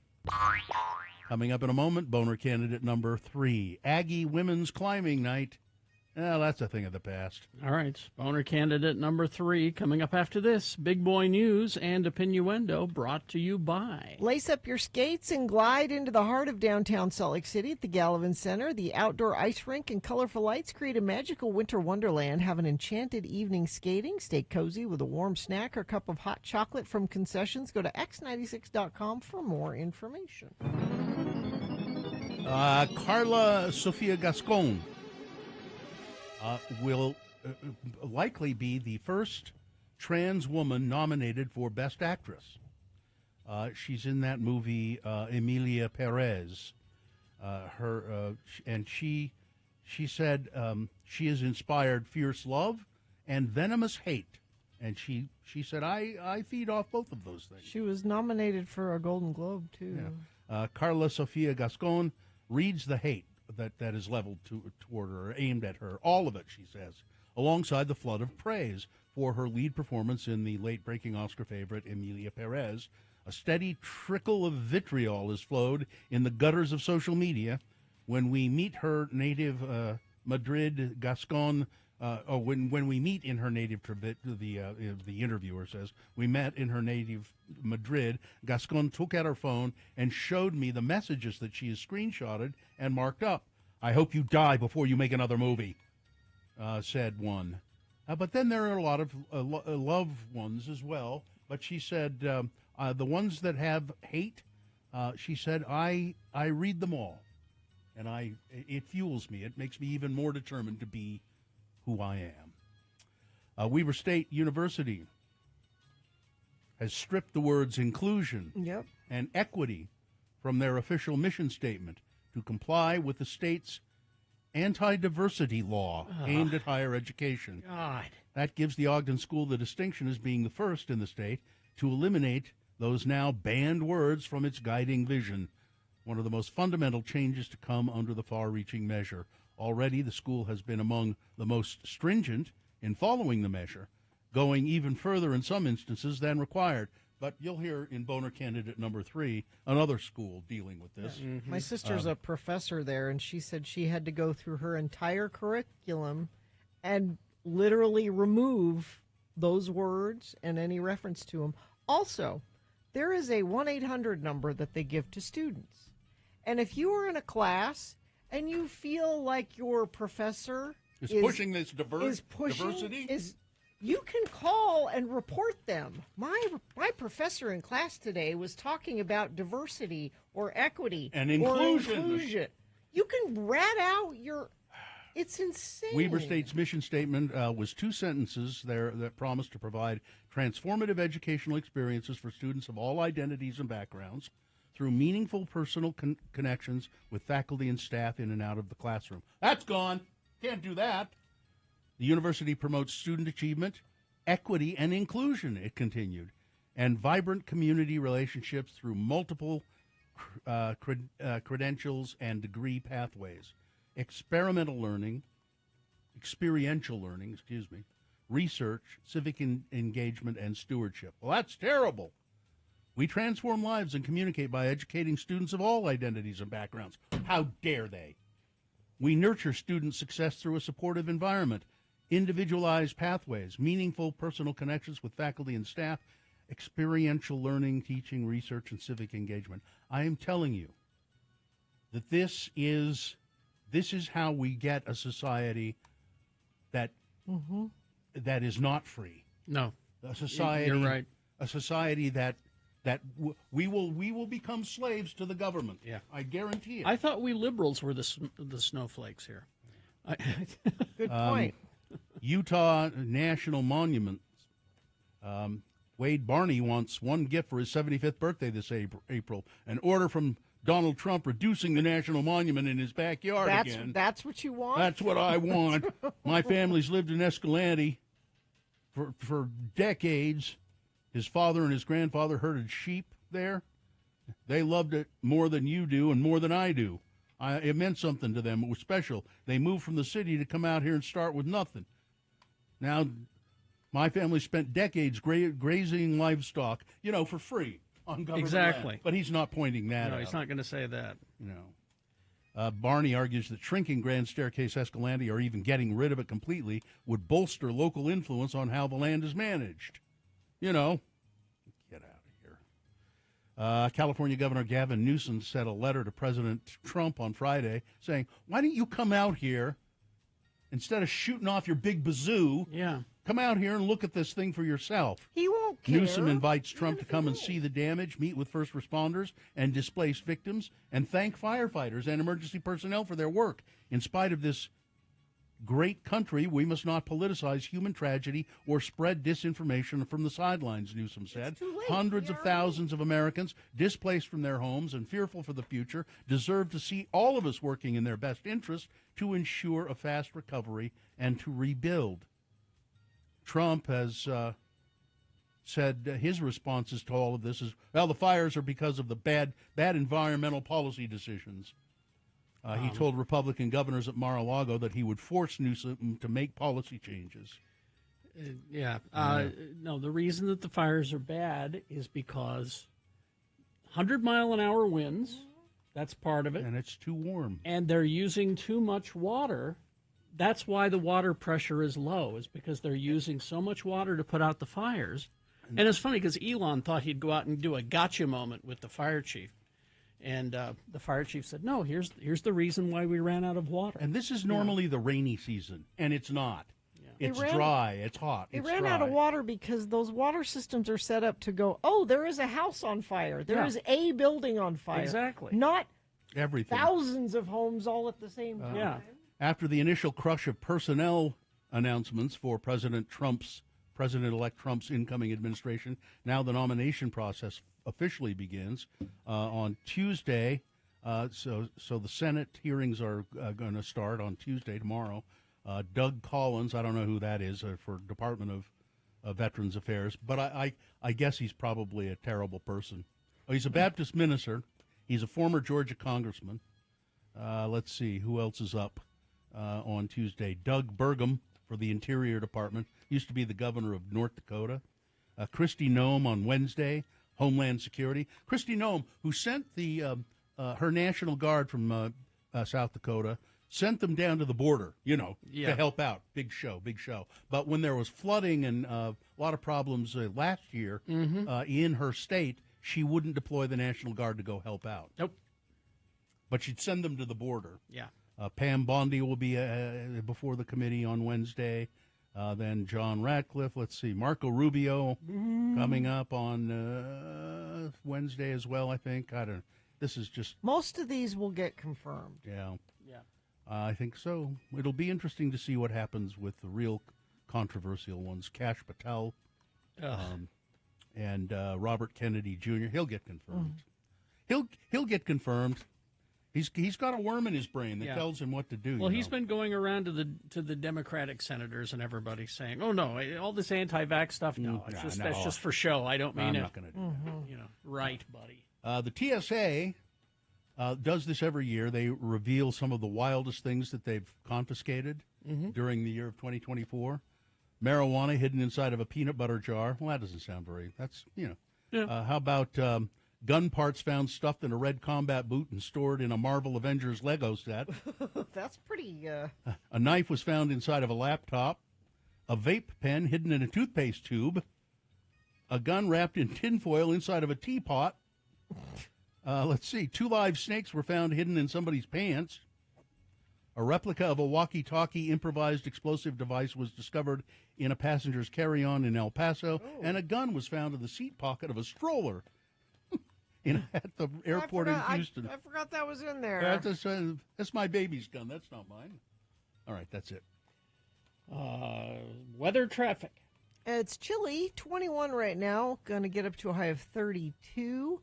Overnight lows very cold, 18 overnight expected tonight. Doesn't look like we have another chance of a storm until Friday is our next chance. At least that's what the National Weather Service is saying. Traffic, we have a crash at the connector ramp eastbound I-215 to go northbound I-15 to North Salt Lake. The right lane and shoulder are blocked. Rollover crash 1900 West 21st Street in Ogden. The right lane heading eastbound is blocked. Stay to your left through there. Emergency crews on the scene of a crash northbound I-15 33rd South. 4 right lanes are blocked. That's causing quite a bit of slowage if you're trying to go north through that area.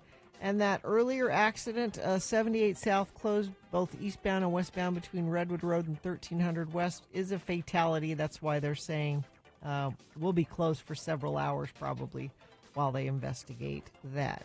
That's traffic. All right, here's boner candidate number 3.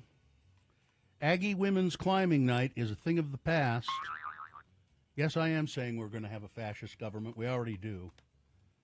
For Maddie Boyce, having a space to learn rock climbing surrounded by other women changed her life. The Utah State University senior had always wanted to get into the sport, but every time she entered the school's Aggie Recreation Center, where she was greeted by mostly male climbers, she felt too intimidated to try. Well, that changed 2 years ago when a friend invited her to Women's Climbing Night, held every Tuesday at the gym, and she got hooked on climbing. Truly, going to Women's Climb Night gave me that confidence to get started, Boyce said. I don't think I would have done it otherwise. So when she saw in an Instagram post in early December stating that her beloved climb night would be canceled because it's falling victim to House Bill 261, the new state law that has targeted diversity, equity, and inclusion programs and recently shut down USU's Inclusion Center, she was shocked. I have all these friends, this whole climbing community, just because I went to that and I was comfortable going. My whole life would be completely different if I had never gone into it. Thinking about people who are like me and not feeling like there's a space for them, it's really frustrating that got taken away. Women's Climb Night launched in spring of 2021 to provide an environment where women and non-binary individuals could feel comfortable climbing, especially those new to the sport. When Jessica John, who used to run the event, found out that carving out just those 2.5 hours from the wall's 45-hour weekly schedule would no longer be permitted, she was devastated. In her experience, climbing in outdoor circles tended to be male-dominated, she said, and so these types of spaces provided a leg up for those people, those women who were afraid to take that first step, and a greater path to inclusivity. Well, we can't have that. There you go. But they've canceled it because, they're afraid they're going to run afoul of the legislature's law. There are white males who feel sad and ashamed. We have to end it. That really is what That is what it is. You know? Boner candidate number 3, Aggie Women's Climbing Night. It's a thing of the past now. Let's review the first 2 and vote. Boner candidate number 1. Yep, the police officer crashed his car because, boobs and whatnot. That's what he said. He was looking at boobs and whatnot on his phone, and he rear-ended a person's car. Boner candidate number 2, Mr. Clean and Ms. Dookie, they're not behind bars yet. It says here in the title they are behind bars. They haven't caught them, as a matter of fact. at least as of this writing. This is the woman who, as a distraction, dumped a dookie on the floor of the dollar store so that while her husband or her partner went around stealing cleaning supplies. And boner candidate number 3, Aggie Women's Climbing Night, is a thing of the past. All right. Time to vote for boner of the day. 1, 2, or 3. Remember your candidate number. The one that you think is the worst. The one that you think should win. Put that single digit in the message of a text. And text that to 33986. Or you can call Katie. She's in the producer's booth there. She'll take your live voice vote at 877-602-9696. Or you can text your vote in to 33986. Oh, I said that, didn't I? Okay. Go to the website, x96.com, and look for the box that says Boner Voting January 13, 2025. Click and vote. If you don't see that box, refresh your browser. It'll appear. Click and vote. All right, you got a little less than 4 minutes to get your vote in, so let's go. This is Boner of the Day.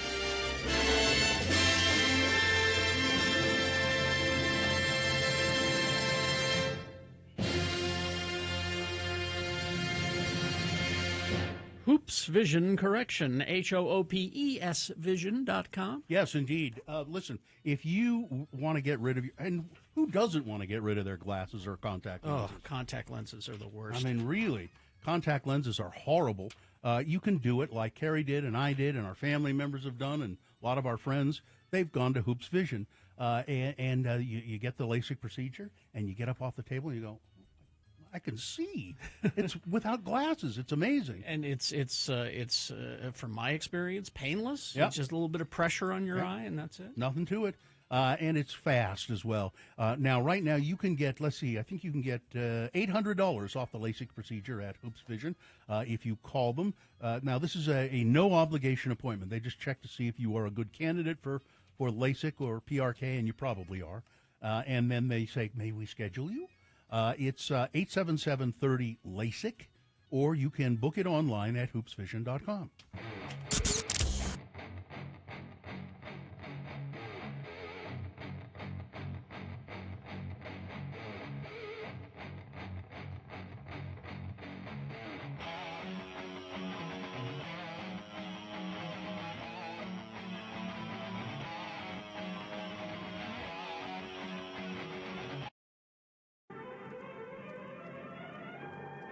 It's often said that the people of Utah speak a language all their own. It's a language that's often confusing and even incomprehensible to newcomers here in the Beehive State.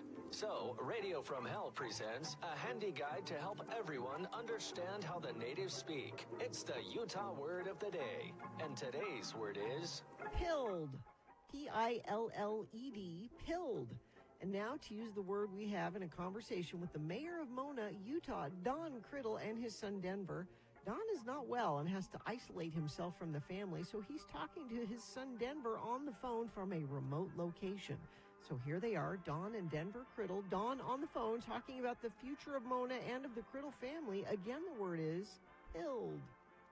Daddy, why ain't you home? Me and Mama's worried to heaven about you, and the town needs you to come back. We got some serious problem going on. Well, I'm sorry, son, but I needed to leave. I didn't want you and your mama to come down with a sickness. A sickness? Daddy, you don't have that fungus stuff that they got on that show, The Last of Us, do you? You ain't gonna change into some spongy monster or something, are you, Daddy? Settle, boy, settle. That Last of Us is just a TV show. There ain't no fungus sickness. And that show, by the way, ruins the video game they took it from. Oh, ain't that the truth? But, Daddy, how do you know that? You don't play them games. Well, I watch over your shoulder, son, and I thought it was a pretty good game. Well, if you didn't actually play the game, how do you know if you got the fungus or not? Denver, it's just a TV show game thingy. There ain't no such fungus disease like they say. No, what I got is something real. It's COVID. Oh, I heard of that one, Daddy. What game is that one on? Denver, it's in the real world, and I got it. That's why I pilled out of here the other day to isolate myself so I don't infect you and your mama. But anyway, what's the serious problem that the town has got going on? Well, Daddy, You know our radio station, KVOM, the voice of Mona? Oh, yeah, with that morning hullabaloo show with them two bird brains. It's the Morning Zoo, Daddy, with Captain Breakfast and Benny the Egg. Anyway, the serious problem is somebody stole the KVOM broadcasting tower. What? What, the whole tower? 100 foot of steel? Yep, loaded it onto a truck and peeled out of the parking lot, Daddy. It's a case of Grand Theft Audio. Join us again some other time as we examine how the Utah natives speak with the Utah Word of the Day.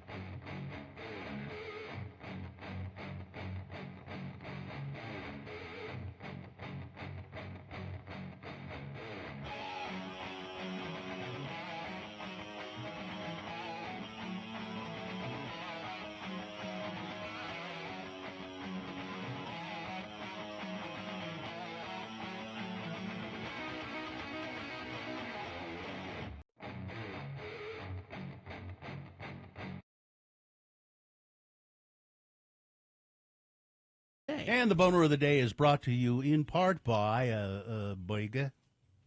And coming soon, don't miss the return of Lights, Camera, Brunch, our annual film-themed Not Safe for Work podcast with brunch, beers, and more. Sunday, January 26th at Squatters Pub. Space is limited. Buy your tickets now at x96.com. Well, fairly solid voting for boner candidate number one. He crashed his car because of boobs and whatnot. Got 50. But the big winner was boner candidate number 3. Yeah. Aggie women's climbing is a thing of the past. 197 votes.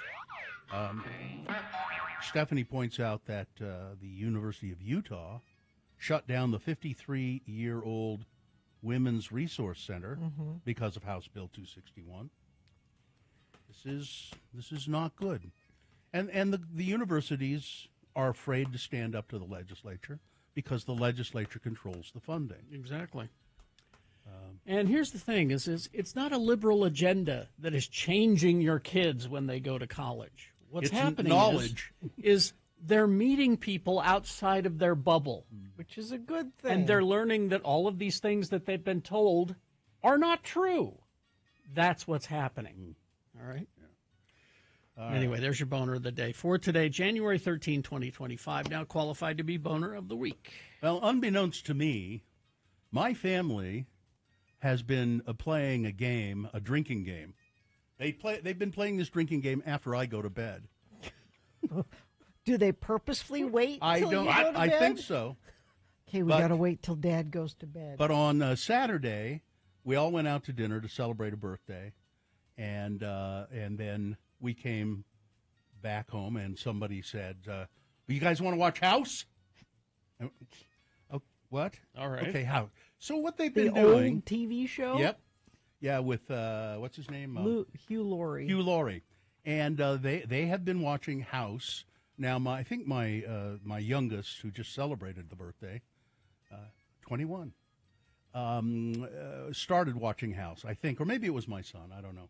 But they started at season 1, and my wife has kind of jumped into it now too. House is great. And I have never really watched it, but they say, you want to watch House? We're going to do the drinking game. It's not lupus. They have that's part of it. Oh, is it? They have the House drinking game. Here are the rules for how. So as you're watching House, you have a drink with you. You take a drink every time House pops a Vicodin. Okay. Okay. You take a drink whenever they show graphic surgery. Okay. Like really graphic, bloody surgery. You take a drink every time House hits on Cuddy, which is fairly often. Okay. As I watched 4 episodes in a row. Let's see. You take a drink when House says something racist or bigoted, which he occasionally does. Okay. Let's see. You take a drink when the team. When the team searches a patient's house. They have to go to the house and search for clues. Which happens just about every episode. Happens a lot. You take a drink whenever Wilson gives a sanctimonious speech. Wilson is the oncologist who's sort of House's better side, better-natured side, and he's always very sanctimonious. And then you take 2 drinks when somebody says it's not lupus. And it's never lupus. It's never when it's never lupus. And you finish your drink if anybody in particular, or if anyone, particularly a cast member, dies. So you finish your drink. And I tell you, after watching 4 episodes of House, we were all, my youngest doesn't drink, but the rest of us were pretty much on the floor. You were housed. Yeah, we were housed. I've never really watched that show, and it's a good show. It's okay, but it's so the same every episode. Mm-hmm. It's just the same. It's the same show every single episode. But there are good performances in it. The actors are all pretty good, and Hugh Laurie is great.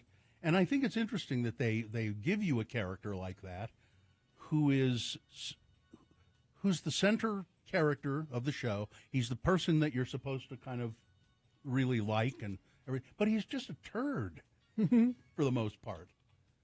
But can I pivot to the other part of this, which is having a drinking game with your kids? Is that weird? Well, they're adults. But they're still your kids. I don't know. Yeah, but they're adults. I know. They're adults. But the point of a drinking game is to try to get drunk, right? Isn't that kind of the... I suppose.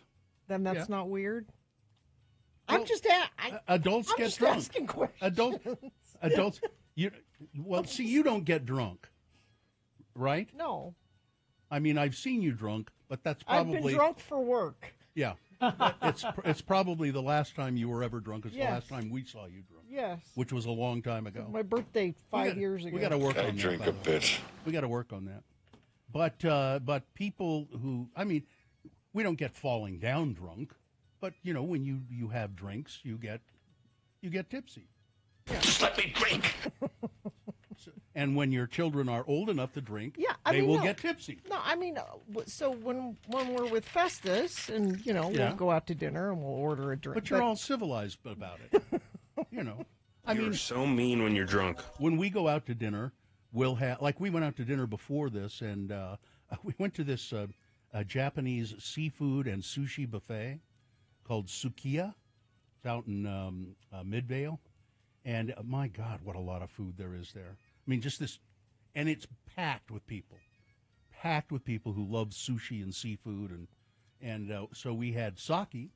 We ordered sake and had sake, but that's you don't get drunk doing that. But when you're home, you're not driving anywhere. Yeah, why not have a drinking game with your kids?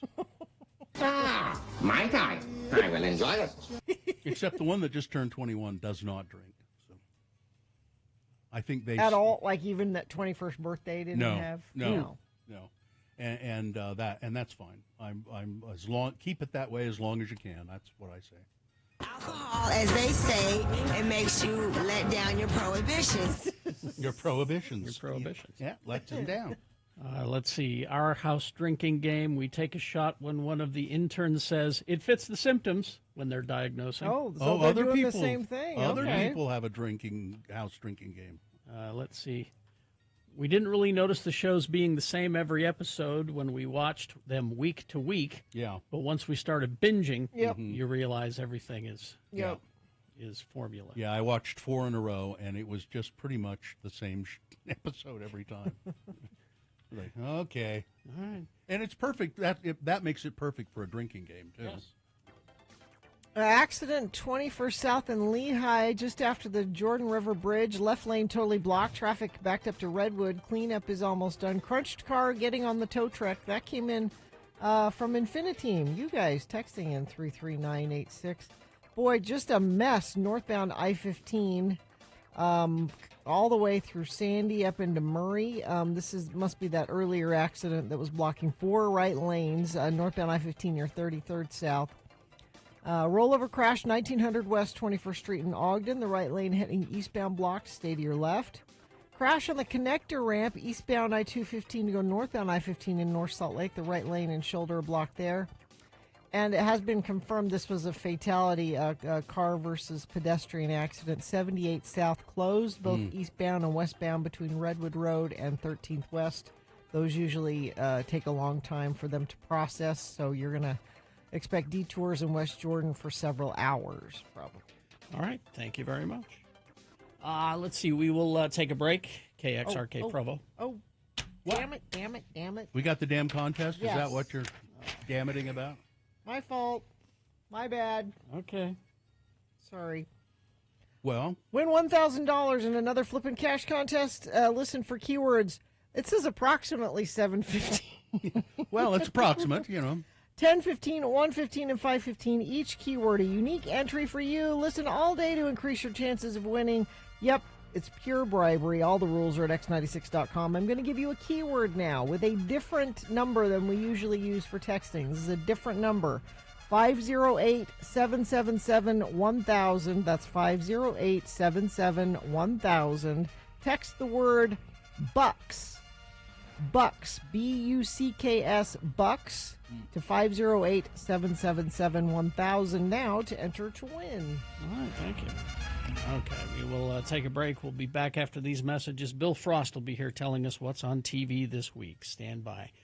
RanLife.com/X96. Local mortgage company, Ran Life, and they've been my mortgagee, and they're terrific people. They're easy to work with. Ran Life, if you've been thinking about getting a new home, a dream home, but worried about finding the right mortgage, I would suggest you try Ran Life.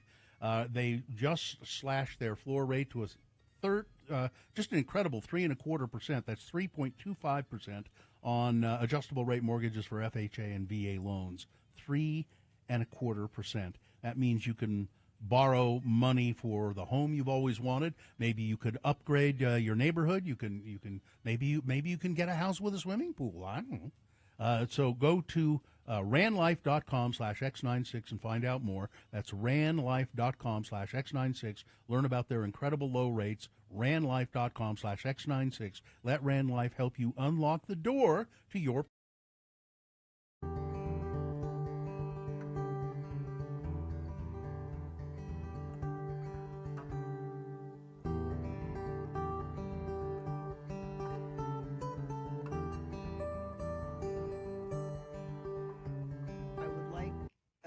to go car shopping. And you're saying, wow, that's a big Father's Day present. That is. Here's the situation. My husband has been driving this truck. It's a 16-year-old truck. Okay. Oh, no. This is a truck that if I want to ride in it, I can't open the passenger side and get in it. I have to get in the driver's side and scoot over because the door doesn't open. And that's intentional. He planned it that way. And I have a new car. Uh-huh. Joe has not had a new car in But it's not his priorities. And he, a couple days ago, was at the Whole Foods downtown in the parking structure. Yeah. Bags full of groceries, comes out to the truck, and the truck won't start. Try to get a tow truck in a parking garage. structure. Yeah. Good luck with that. That is tricky. He took it in, thought they had it fixed, brought it home yesterday, got in it to drive to go somewhere else, and it died again. I'm like, No, it's time. That should be the final straw. It's time. God bless him. He never buys himself anything, and he gets his use out of things. But it's time. But see, Sue's telling me the same thing, that I should get a different car, and I tell her, isn't it nice to not have a car payment? Yeah, first of that's all? and he says that he's like, the truck's paid for. And I'm waiting for another electric vehicle that is as good as our Tesla. But you want to come something along. different. But I want something different because I don't want to buy a Tesla again. Well, you're not having any problems with the Tesla. No, not at all. Yeah, so we need two cars.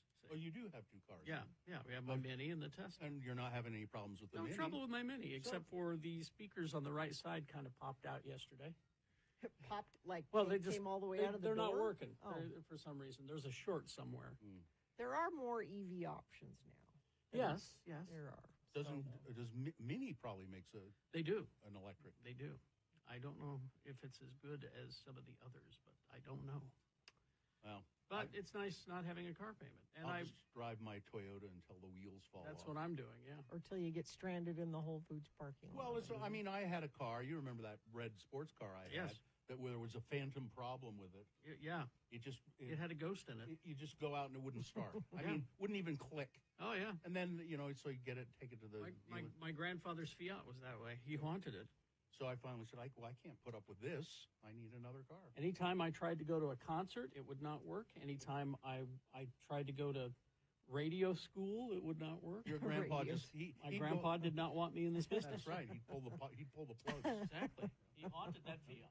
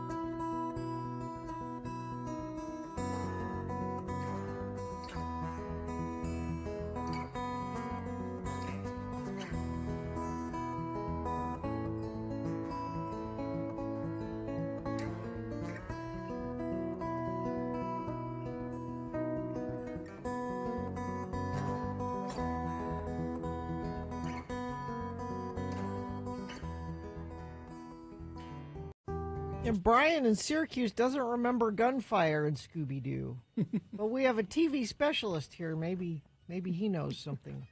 In about- Syracuse. Yeah, in Syracuse. All right. Is this a sponsored feature? The Stateroom presents bringing special all-star Weezer tribute, performing Pinkerton and the Blue Album in their entirety this Friday, January 17th at the Stateroom. Get tickets at thestateroompresents.com. Well, here he is. It's William Frost. Bill Frost to you. Yeah. He's a writer, he's a TV critic, and he's a musician and a podcaster. You're a triple or a quadruple threat. That's me, yes. Yeah. Bill writes for City Weekly, cityweekly.net. He's a podcaster. You can find the TV Tan podcast. Wherever you get those. Yeah. And then musician stuff. Yeah. Was there some of that at billfrost.tv? It's all there, Bill Frost TV. Okay. One-stop shopping. All Everything right. you need. What's coming up on the TV? They gave Meghan Markle a show. Yeah? Yeah, it's called With Love, Meghan on Netflix on Wednesday. No thanks. It's a cooking and gardening show. Just letting you know. All right. On a better note, Thursday, Harley Quinn season 5. Oh, really? Yes. Oh, okay. I'll take it. Just kind of came out of nowhere. It's like, Yeah. oh, it's back. Cool. And also on that's on Max. Also on Peacock, 4-part documentary series SNL 50. Oh. Yeah, That starts this week. Yeah, it's on Thursday on Peacock. We're looking at things like, more cowbell. What's the story behind that? And, the audition process, the writer's room, and those particularly terrible seasons in the 80s will also be covered. Is this going to be dropped all at once or weekly? This is all at once. All at once. All at once, yeah. You can binge it, Carrie. Excellent. That movie, Saturday Night, which is available now, that's really quite good. Oh, yeah. It's really quite good. I watched it the other day. Also on Thursday, Gina, you might be aware of this show. What's that? Exo Kitty. No. On Exo Netflix. Kitty? What it's is a Exo spin-off Kitty? of the it's a little on the YA side. So, Oh, okay. Yeah, it's a spin-off of To All the Boys. Okay. A very popular thing for years ago. It's about a young girl who goes to a boarding school in Korea. She meets up with her long-distance boyfriend, and things don't go quite as planned.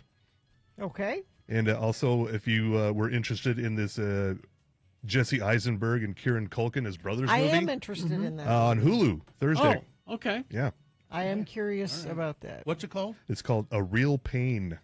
A Real Pain on Hulu. Yes, on Thursday. Kieran Culkin won the Golden Globe for that. I find Jesse Eisenberg to be kind of off-putting, but I'll take a look. But at he's it. balanced out by Kieran Culkin. Well, he's the pain in the title. Is he? Yeah, that would make sense. On Friday, Severance Season 2, finally. Yes. About time. Apple TV Plus. If I can remember what happened in the I'm sure they'll give you an extensive previously on. Yeah, you better pay attention to that. Yeah. Or hurry and binge the first season. Gwendolyn Christie is in it. John Turturro, Patricia Arquette, Christopher Walken, Yeah. Adam Scott. And there's some other new person in it too. One of the women in this, Britt Lauer. Yeah. She was in a TV series called Man Seeking Woman years ago. Mm-hmm. It was a really weird one. She seems to do only weird TV series. Also on Friday, Back in Action on Netflix. Cameron Diaz's first movie in 10 years. Oh, this is the one with Jamie Foxx. Foxx. Yeah. Also Kyle Chandler, Glenn Close are in here. What's the premise? They are retired spies who are called back into action. Yeah. Okay. What? Yeah. Well, it's from the director of Baywatch, the movie, so you know it's going to be good. There you go. Yeah. Always a sign of quality. Yeah. Also on Friday, stand-up special, Roy Wood Jr. Funny on guy. Hulu. I like He's Roy pretty Wood funny. Jr. Yeah, it's called Lonely Flowers.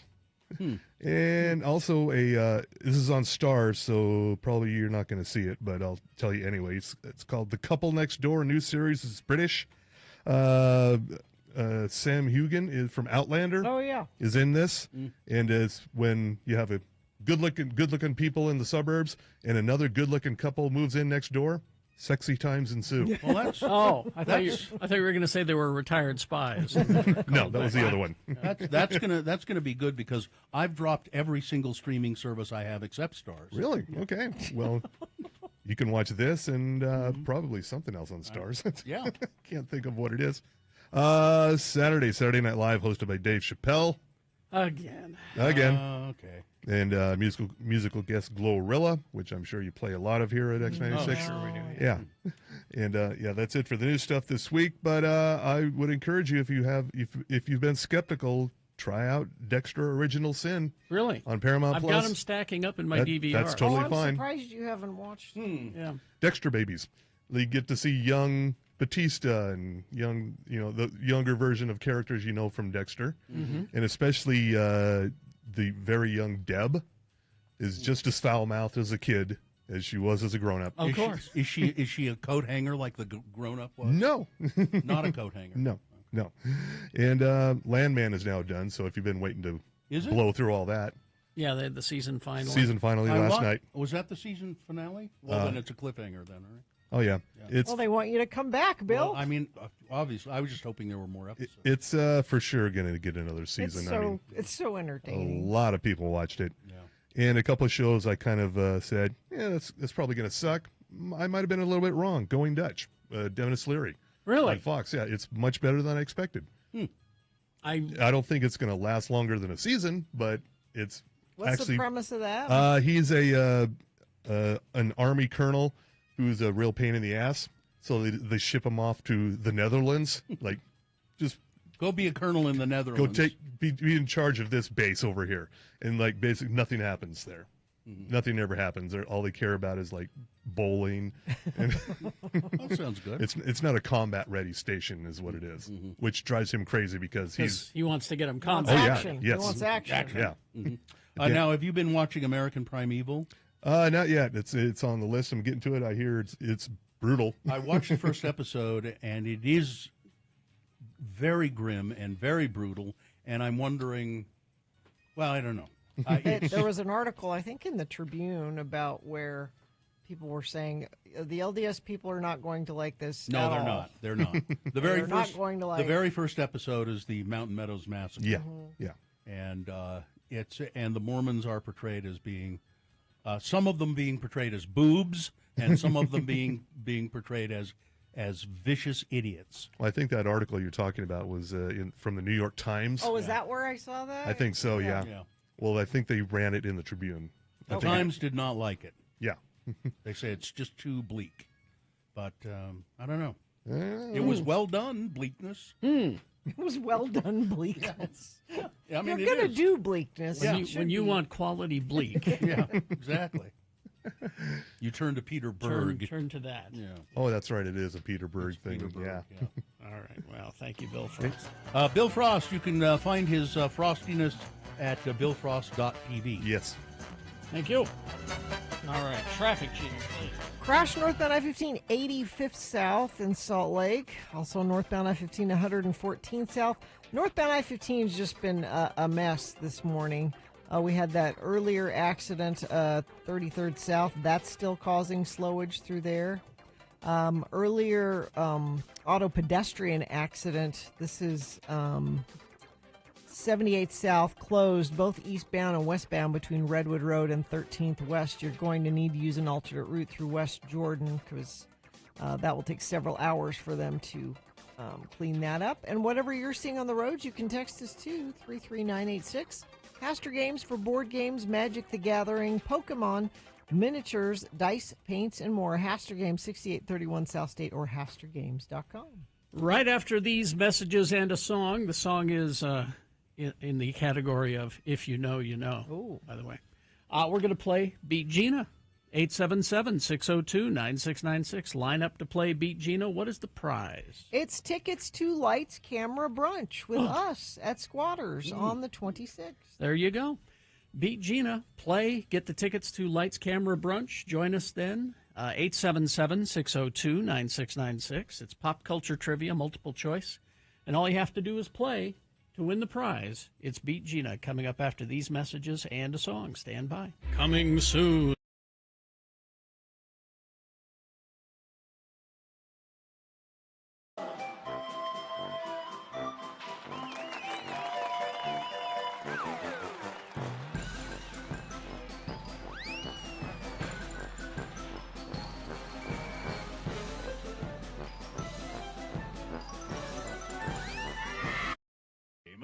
I hope you remember the name of the world's most popular game show. It's Beat Gina. I'm slim and trim booth announcer Johnny Ola. I bet you're wondering how I keep my boyish figure, right? Right? Yeah. Well, I've learned the secret of washing away fat and years of age with Lamar Reducing Soap. Reducing soap. The new discovery, results quick and amazing, nothing internal to take, reduce any part of body desired without affecting other parts. No dieting or exercise, be as slim as you wish. Acts like magic in reducing double chin, abdomen, ungainly ankles, unbecoming wrists, arms and shoulders, large busts, or any superfluous fat on body. Sold direct to you by mail, postpaid, or a money-back guarantee. Price $2 a cake or 3 cakes for $4. 1 to 3 cakes usually accomplish the purpose. Wow. Send postal or money order today. Surprising results. Lamar Laboratories, Rupert Street, London, W1. Wow.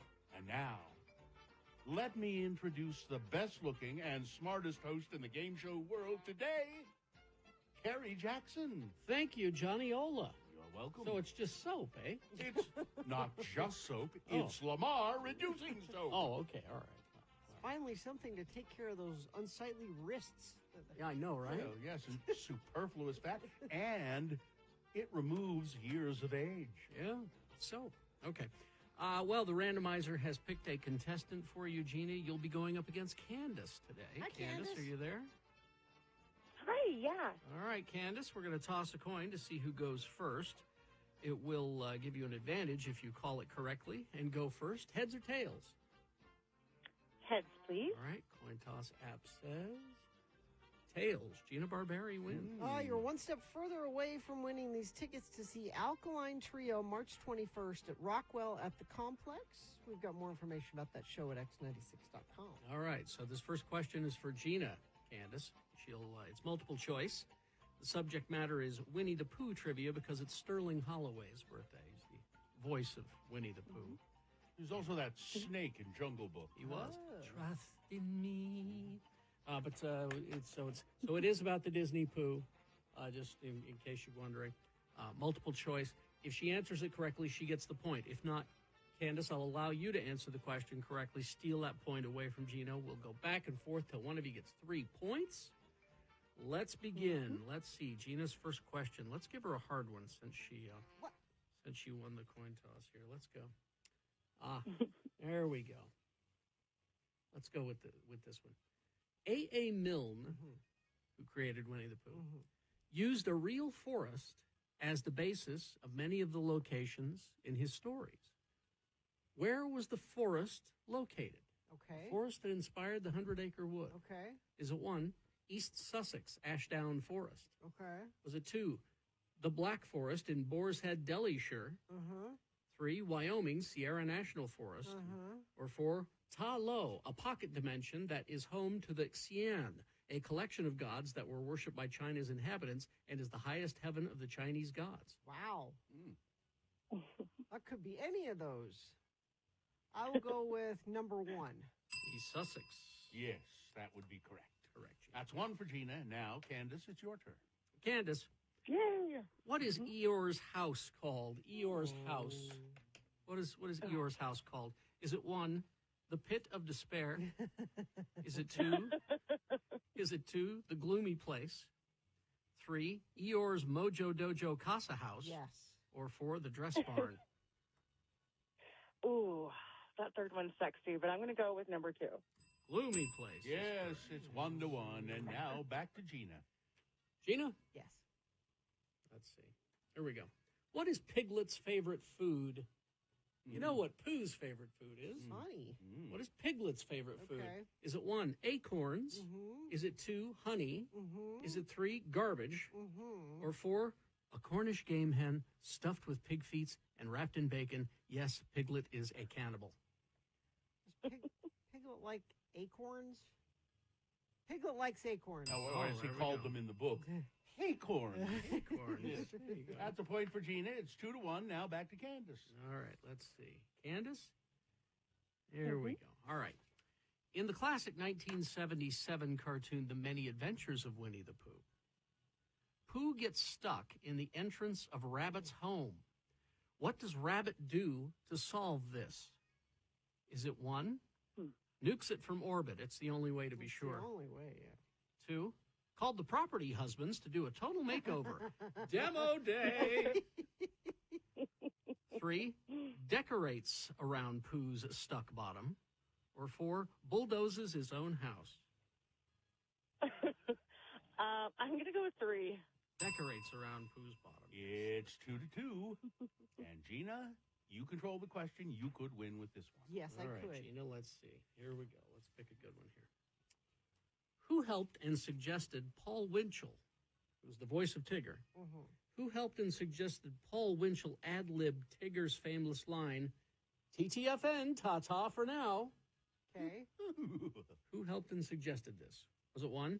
He had no help. That was himself. He also ad-libbed Tigger's iconic hoo-hoo-hoo-hoo laugh. Okay. Was it 2?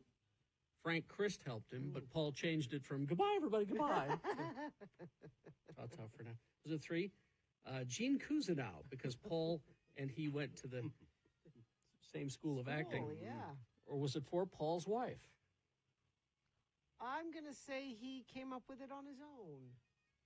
No? Really? No. Oh. Sorry.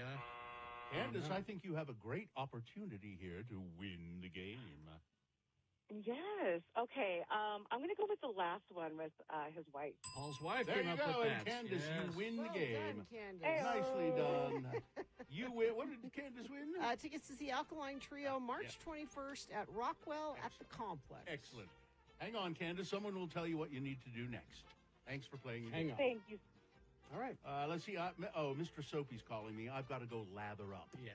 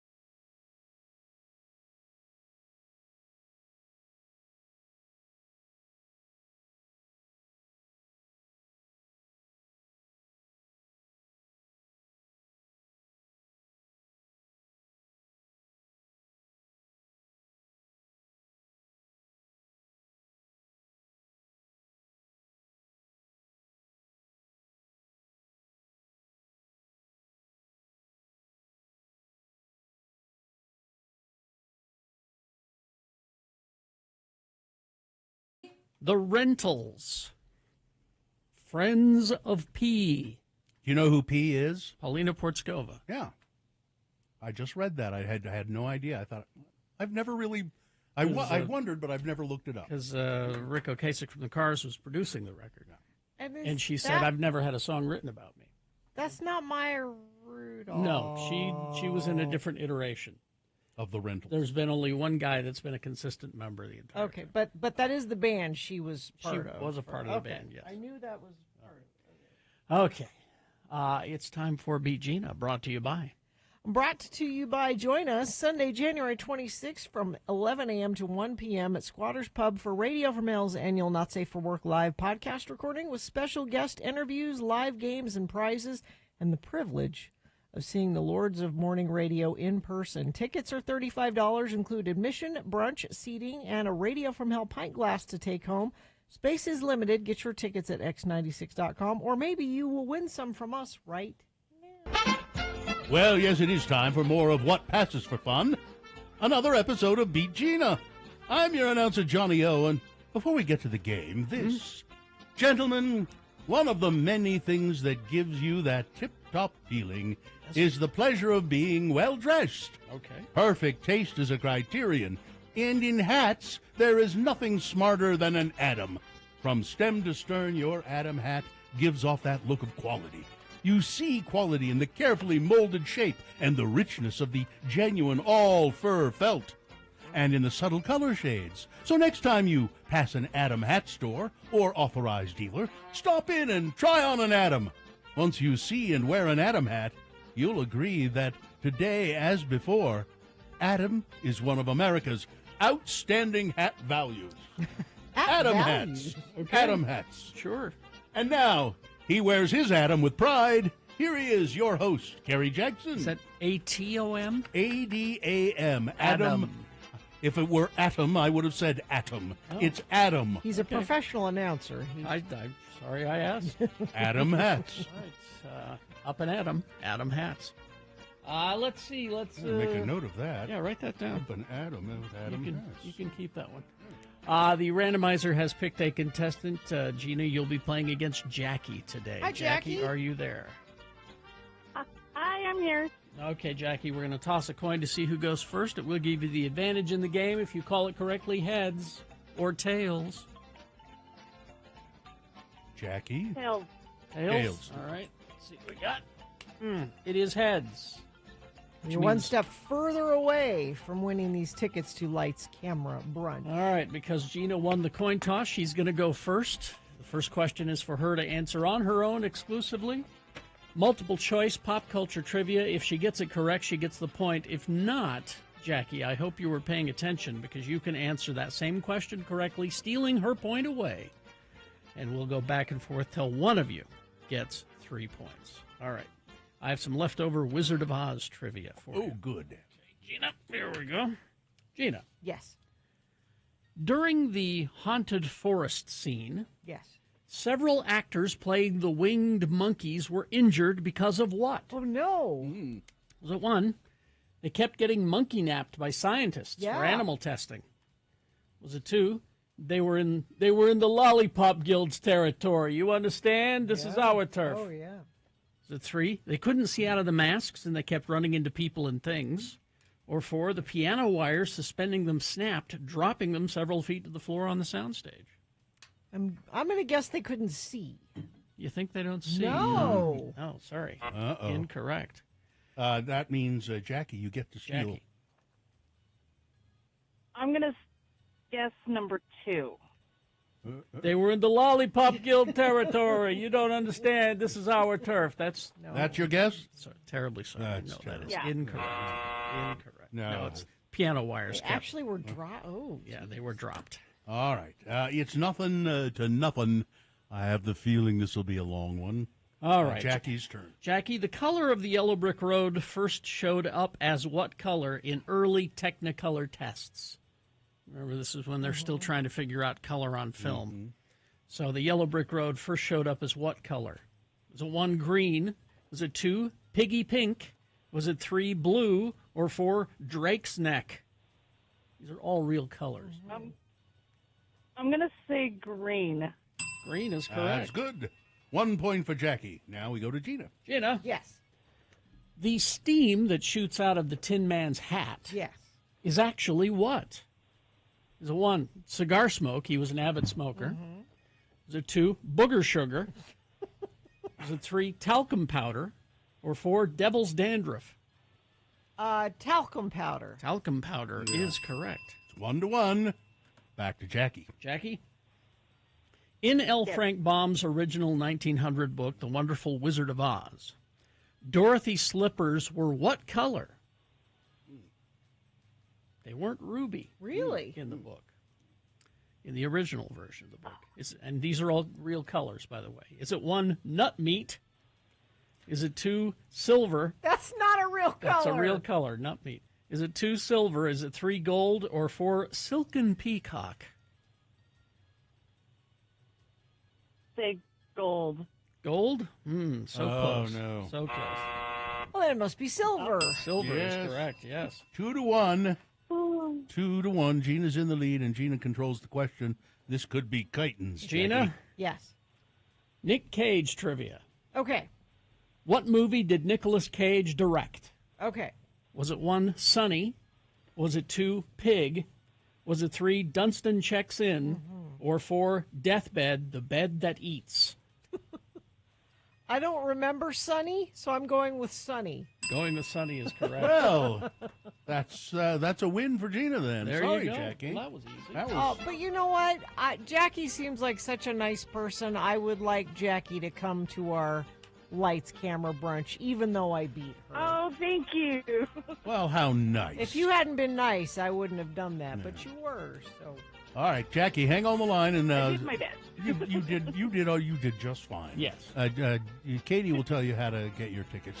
Hang on. I've got to go. A tip of the Adam hat to you. Oh, thank you. All right, Big Boy News now brought to you by. This season, celebrate the vibrant, creative community of downtown Salt Lake at Gallivan Center. Experience the magic of Glow, featuring dozens of magical illuminated sculptures, or ice skate with a date or the whole family on the Gallivan Rink. Plan your visit at theblocksslc.com. Well, Trent Reznor has proclaimed the best song of 2024. Best song of 2024. Sabrina Carpenter's song Espresso. Well, then he agrees with It's a everybody. chart-topping song. Yeah. He was asked for his pick by radio station Alt 98.7.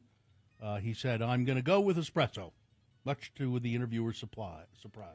Really? Because it's Trent Reznor. And he said, yep, it's the best song of the year. Hmm. All right.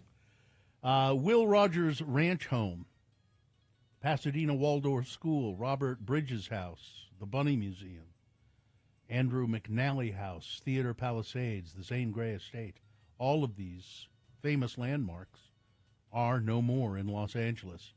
The fires have laid waste to 30 structures considered historic in what preservationists believe is the single worst loss of such property in the region's history. It is staggering and heartbreaking. I don't know any other way to put it, said Ken Bernstein, principal city planner at Los Angeles City Planning Office of Historic Resources. This is widespread destruction of significant architecture and places that are cherished in our communities. The tally could grow, perhaps dramatically, as an accounting of losses continues, though institutions including the Getty Villa have been saved so far. The fates of many other notables, such as influential mid-century case study houses built with arts and architecture magazine sponsorship, remain unknown. The Los Angeles Conservancy said Friday afternoon that 32 properties it considered historic because of their architectural or cultural significance were consumed by the fires. Zane Grey's Altadena Estate, Will Rogers' place, and that was in Palisades, Pacific Palisades. Did you know Will Rogers was Native American?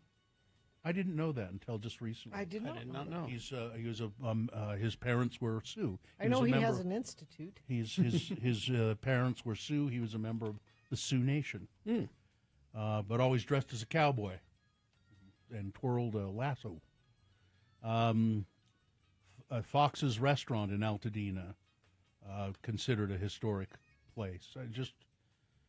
It's just a mess. It's just so sad to see all of this, and some of the houses, just these houses that you've seen used in movies because they're so architecturally unusual, and now they're gone. Donald Trump offered more criticism early Sunday. The officials in charge of fighting the Los Angeles wildfires, calling them incompetent and asking why the blazes were not yet extinguished. Because they're twiddling their thumbs, Dawn. They're sitting on their butts and watching it burn. That's what they're doing. And the winds are coming back tonight stronger than ever. Fires are still raging in L.A. The incompetent politicians have no idea how to put them out. Trump's comments indicate that the fires and officials' response to them will likely occupy a prominent place on his domestic political agenda when he takes office. Okay, let's January say that's 20th. True. Okay, Donald, you put them out. What are you going to do? If they're all Nothing. incompetent and not doing it right, Nothing. well, They didn't vote for me. Hop in there he doesn't and, offer and any. take care of it. They didn't vote for me, so I don't care. He doesn't offer any. And I would give the money if they changed their attitudes. Yeah. Let's see. A tourist was detained at City Creek Center after officials found him with a mostly assembled rifle in his backpack. The tourist, identified as a 33-year-old man from Australia, reportedly made a statement that caused an employee in a shop to be concerned for the safety of someone else. Officials said that there was no additional threat to the community based on initial investigation. Police were notified of a disturbance at a coffee shop at City Creek around 5:30 p.m. The employee reported seeing what appeared to be components of a firearm in a backpack in possession of the 33-year-old man, prompting the employee to fear for the safety of others. Officers responded to the scene, began looking for the man, and worked with public safety officials at the mall to find him. He was detained. Officials recovered a mostly assembled rifle from his backpack. There is no evidence, though, to suggest the man ever fully assembled the firearm. He's not been released, or at least had not been released of this writing, but no charges have been filed either. So don't really know what's going on there. Well, there was a big rally on the steps of the Utah State Capitol, organized by the Southern Utah Wilderness Alliance in support of protecting public lands. The rally was on Saturday, surrounded by signs that read, "Protect Wild Utah and Keep Public Lands in Public Hands." Regina Lopez White Skunk sang from the Utah Capitol steps a melody she called A Sound of the Winds. I hope those legislators got disturbed by that beautiful sound. Lopez White Skunk, a member of the Mountain Ute tribe, said of the song that she wrote during a drive past Bears Ears National Monument. If they didn't get disturbed, I hope they had some peace, she told several hundred. So apparently there were several hundred people there. They weathered near freezing temperatures and large snowflakes Saturday afternoon during a rally organized by the Southern Utah Wilderness Alliance. Ditch daylight savings time. Okay. That's the goal. A bill is being introduced in the Utah legislature to end back and forth of clock changes by moving Utah off daylight saving time. Representative Joseph Elison of Tokerville has filed House Bill 120, which has Utah observe standard time. So we've taken care of all the problems. Joining Arizona and Hawaii. Well, see, there are no more problems in Arizona and Hawaii because they stay on standard time. Well, and this needs to be a national thing. Yeah. Exactly. Doing it state by state, it makes it difficult to do business. Yep. Okay, we're going to have a phone call tomorrow at 9 a.m. Well, that's What not time? the same. Yeah. It's your... Rudy Giuliani has been found in contempt of court again for the second time, and he's still walking around. A second federal judge for continuing to spread lies about two former Georgia election workers after a jury awarded the women $148 million defamation judgment. U.S. District Judge Beryl Howell in Washington, D.C., found Giuliani violated court orders barring him from defaming Wanderee Shea Moss and her mother, Ruby Freeman. The judge ordered him to review trial testimony and other materials from the case and warned Giuliani that future violations could result in jail time. I say throw his bony ass in jail right now. Anybody else would have been put in jail. Shortly before the hearing began, Giuliani slammed the judge in a social media post, calling her bloodthirsty and biased against him and proceeding you committed a crime. hypocritical waste of time. You ruined these women's lives. When the judge was talking to him, he smiled and chuckled as the judge explained why she was holding him in contempt of court. I think she should have just said, bailiff, take him. She could have take him to jail right now. After the judge finished reading her decision from the bench, Giuliani said, "When did you write that?" What? I don't. He's just an awful person. He is. He's the worst. And finally this, Melbourne, Australia, a woman has told how she has natural pea-cup-sized breasts. Did you say P? P, yeah. Letter P. Letter P. If your friends are P, then... Because they won't stop growing due to a rare condition. Paige Amelia is 29, suffers from gigantomastia. That sounds horrible. A rare condition which causes rapid breast tissue growth. She has to shell out thousands of dollars every year. She bras are $170 for her. A custom-made bra. New clothes every time her cup size goes up again. Could she have surgery? That just seems like, how do you go about life with those? Well, she goes about life because she makes over $366,000 a year on OnlyFans because she has a lot of admirers of her full bust. But the condition leaves Paige with severe back pain, although she fears a reduction surgery would be pointless because they would just grow back again. She's inundated with messages from trolls and constantly has to tell people that her breasts are natural when she's labeled plastic. But she gets all kinds of messages inviting her on dates. I've seen a picture of her. I don't understand why people would find that attractive. Her boobs started growing uncontrollably when she was 25 and have not stopped since. Gigantomastia. It can be caused by a range of factors, including hormone changes, medications, autoimmune disease. But the doctors say they have not been able to find out the cause of her gigantomastia. Although it is, it's happening. It's not a fake. Voodoo? Maybe it's voodoo. Maybe. Yeah, maybe she upset some witch doctor somewhere. I don't know. Sports weather traffic. Mac Hollins had a yabba dabba due time at the Buffalo Bills game, which they won. It was a terrible game, but And who is apparently he is a player, a wide receiver for the Bills. Okay. And you know how they usually will have the cameras outside the stadium, and the team's arriving. And they're all wearing snazzy things. Apparently at this game, and I should have sent this picture to Katie, he's dressed up like Fred Flintstone. I saw that. And including, now this was in Denver where it was below freezing. No, it was in Buffalo. Or was it in Buffalo? Anyway, Yeah. it was below freezing.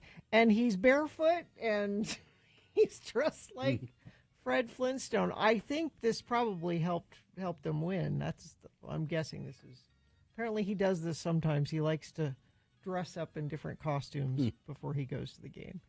The Jazz broke a 9-game losing streak at home. How did they do that? I don't know. They barely did it. They beat the Brooklyn Nets 112-111. Their next game is Wednesday against the Hornets. I think the Brooklyn Nets are just about as bad as the Jazz, as I recall. Let's see. Yeah, their record is not good. Tell it to the Utah Jazz, Snowflake. NFL tonight, Minnesota Vikings and the Rams. They had to move that game because of the fires. I think they're playing in Arizona. That game's at 6 o'clock. Tonight, weather. It's pretty chilly, 21 right now, 32 for a high today. Overnight lows are going to get even colder, 18 tonight. No chance of snow, it looks like, till Friday will be the next possibility that we have. Traffic, we've had kind of a crummy commute today, all kinds of problems. Crash I-15 southbound near Beck Street. 2 left lanes and the left shoulder block. Traffic backed up to Center Street in North Salt Lake. Crash at the connector ramp eastbound I-215 to go northbound I-15 in North Salt Lake. We've got, crash southbound Bangor Highway 1820 south in Salt Lake. Crash southbound I-15 at the I-15-215 junction in Davis County. And just a reminder about that auto pedestrian accident this morning. This was 78th South, 13th West. That will probably be closed for a bit longer. Always takes them a while to process those scenes. Somebody else says major pileup eastbound belt route between Redwood and I-15. Thank you, Infiniteam, for sending that in. At 33986, Clark Planetarium proudly presents Living Worlds starting January 17th in the Hanson Dome Theater. Explore the Earth's coevolution with life, journey through space and time, and discover how we can find living worlds beyond. Don't miss this stunning film. All right, thank you. Got some geek news for you next, and then the Boner recap game coming up. Stand by to win.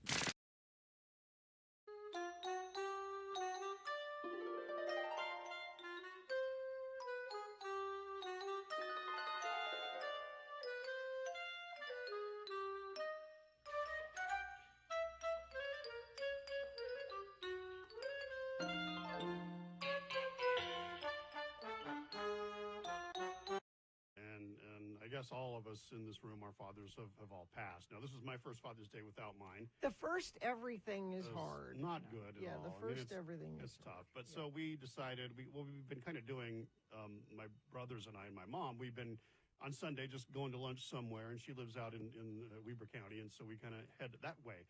And I heard it was a couple days ago on this very show, someone was talking about some places in Ogden, and then a listener either texted in or called in and says, hey, wait, Ogden's our little secret. Don't be telling people how nice it is, which I'm now going to do. I'm going to share this secret because it's been a minute. Like I've been, in downtown Ogden a few times, but the more I go, the more it's way different than you've ever even thought.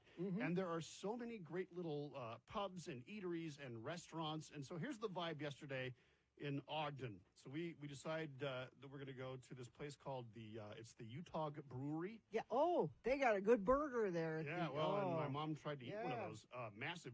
So you go there, and anyway, so we're trying to find it. And so you have, where the junction is, which is where the old Ogden City Mall was. You have the big old parking structures. It's the same parking structure. We're the ones for the mall.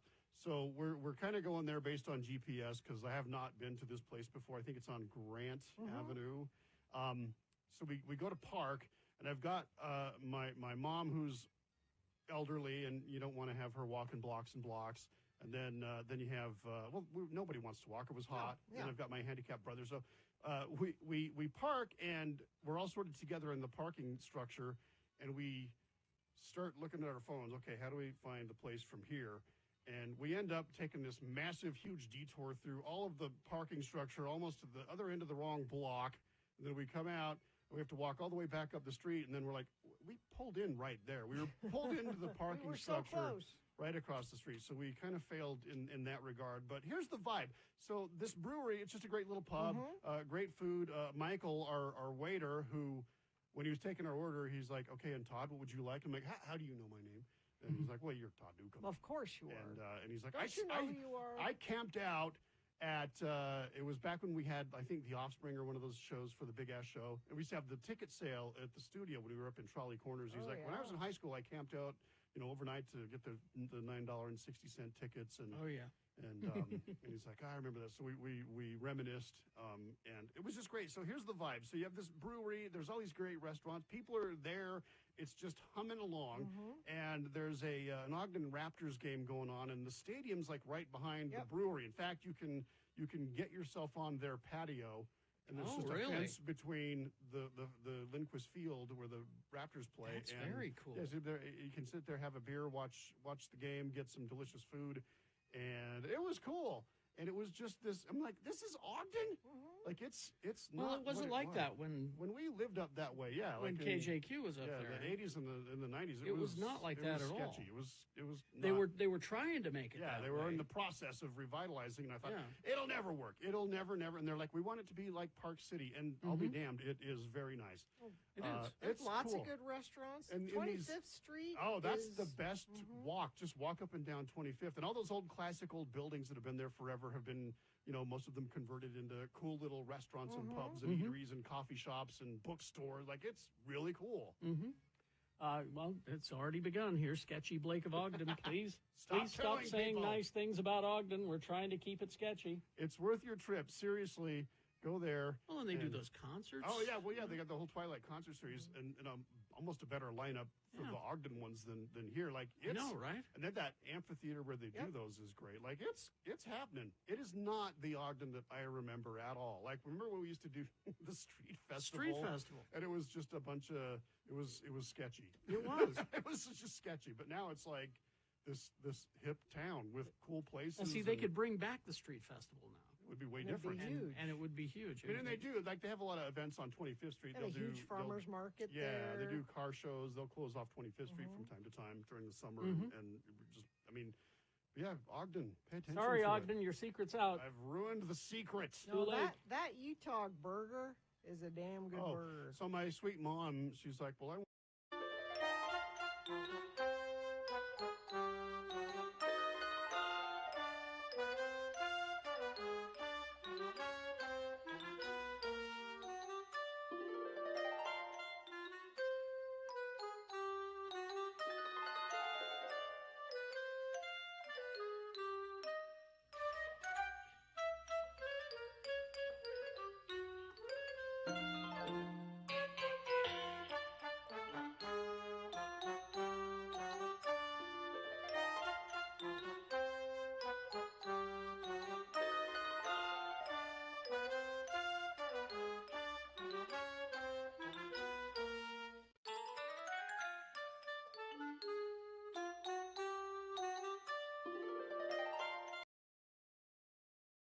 Uh, 8:49. Time to get a little geek news for you. Brought to you by Cabin Fever wishes you a happy new year from tin signs, lunchboxes, books, retro candy, playing cards, and more. Located in the heart of Trolley Square, it's Cabin Fever, so much more than a card store.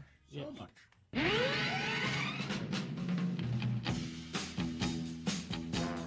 All right. Okay, let's talk about Star Wars for a second. Okay. All right. A little bit of Star Wars talk. Kids, back in the old days, Yeah. when they first made these Star Wars movies, they didn't have your fancy computer animation. No. They didn't have any of that. If you wanted a spaceship, you had to what was called kit bashing.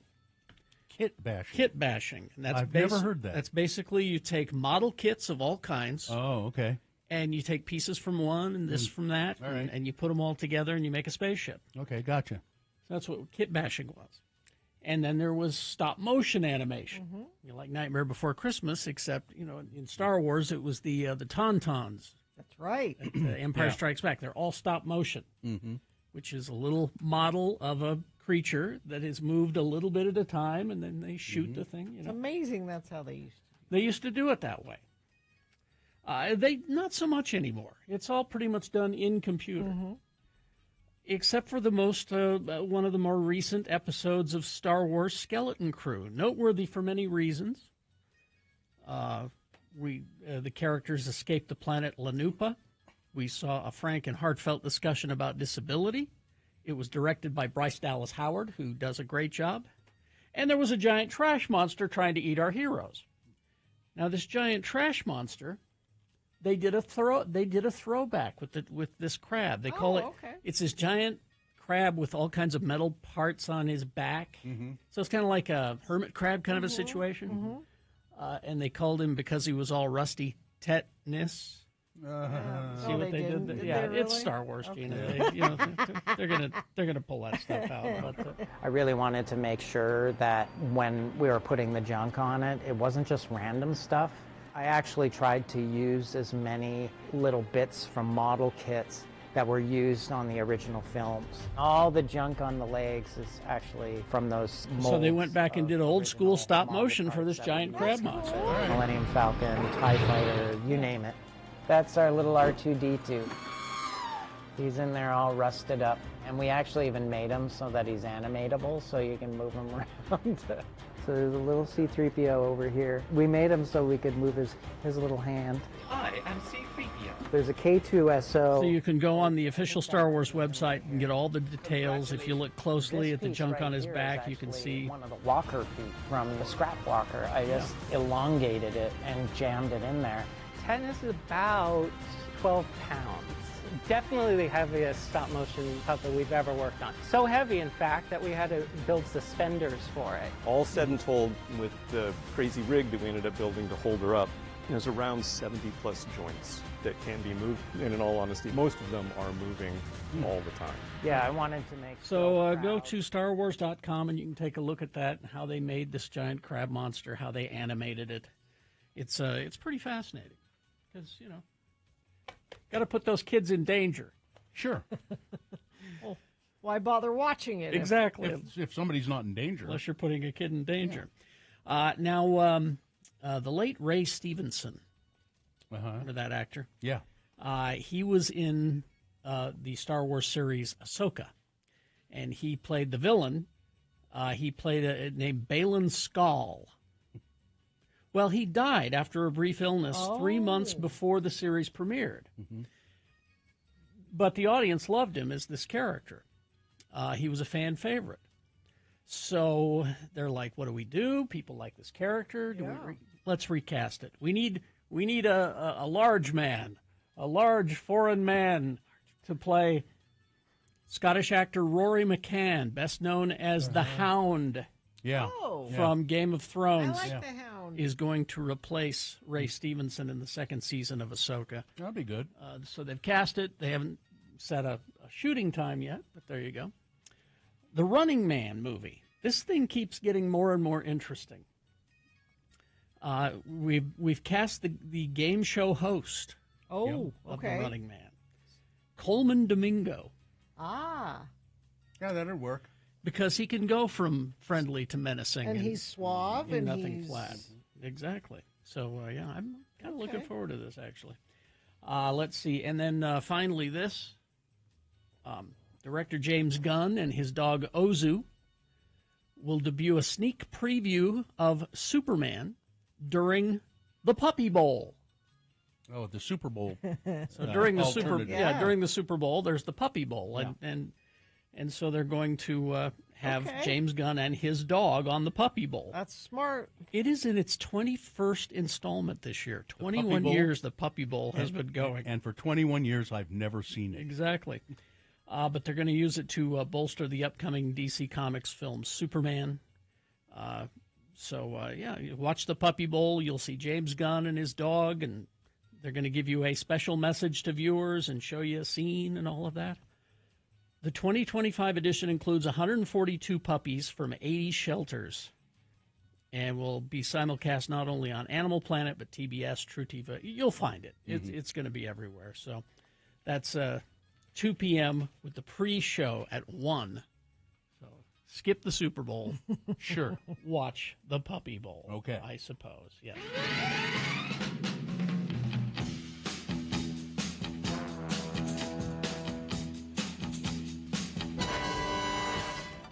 Crash I-15 southbound near Beck Street. 2 left lanes in the shoulder are blocked. Traffic backed up to Center Street in North Salt Lake.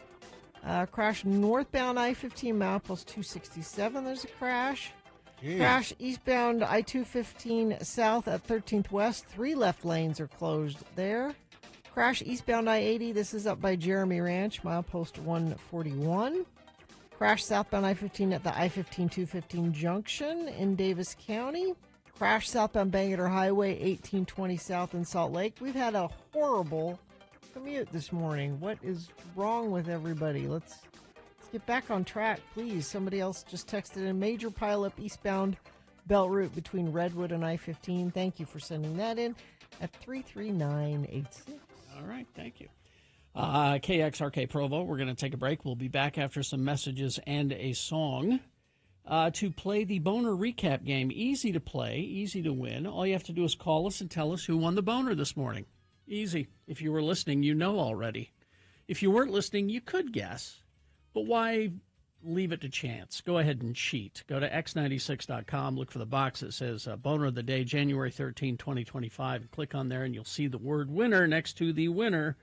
What is the prize? The prize is, this is a 4-pack of tickets to go ice skating at the Gallivan Center. Oh, nice. So you can go down and see those light sculptures. The and glow. all of that. Yeah, they're really beautiful. So, some ice skating at the Gallivan Center. 877-602-9696. 4-pack, you say? Mm-hmm.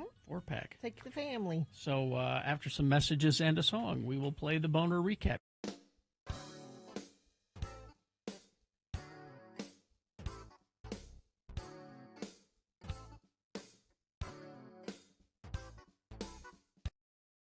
Things that must go on the radio. From Hell Show. Yes, indeed. These are things that are bugging you. They're plaguing your life. You can't stand them anymore. They must go. Things that must go from your life. So you say, I know what I'll do. I'll send it to Radio From Hell. You put it in an email, send it to radiofromhell@x96.com. Hopefully, when we read yours on the air, these things will disappear from your life, or at least it'll make you feel better. I'll go first today. I have one of my own. I get tons of junk mail in my email, and I'm trying to stop it as much as I can by unsubscribing, vigorously unsubscribing from things. But when you unsubscribe from something, first of all, you should just be able to click on unsubscribe, and that's it. Yes. But no, it has to jump to a web page, and sometimes it just says you have been successfully unsubscribed. Okay, that's fine. But then sometimes it says, please, why? Tell us why. Or it'll give you a list. We have all of these newsletters. Which ones do you want to unsubscribe from? All of them. Just make it simpler, please. And it's none of your business why I'm unsubscribing. None of your business. You could just put "you suck" in the thing But I don't even want to take the time to do that. I just wanted to be done. Let's see. This one says, "Good morning. You may use my name." Okay, Zane, I will. I have one thing that must go. As I get older, I turn 40 years old this year. I get more body aches and pains, specifically shoulder pain. Oh, just wait, Zane. Just you wait. Shoulder pain. You're Shoulder cute. pain. I pop in ibuprofen like eating candy. Please make this go away. Thank you, Lords. Zane. I'm sorry, Zane. It will just go downhill. I'm sorry. I have a negotiation with myself every night before I go to bed whether I'm going to take ibuprofen or not. Because every night I feel like I need it, and then I'm like, but that's bad to take it every night, so I'm not. It's every night. This one says, you can use my name. It's Kirk. Calling for medical appointments must go. It's a whole song and dance about matching my availability with their availability. It's 2024. Please have an online calendar where I can click on a date and a time slot. Oh, that would be perfect. That would be a good idea. And then finally, this one, Cardboard Chris here, from the Box Plant in Spanish Fork. Okay. I come to work this Monday and went to hop on my forklift, and I saw that somebody had used the forklift over the weekend.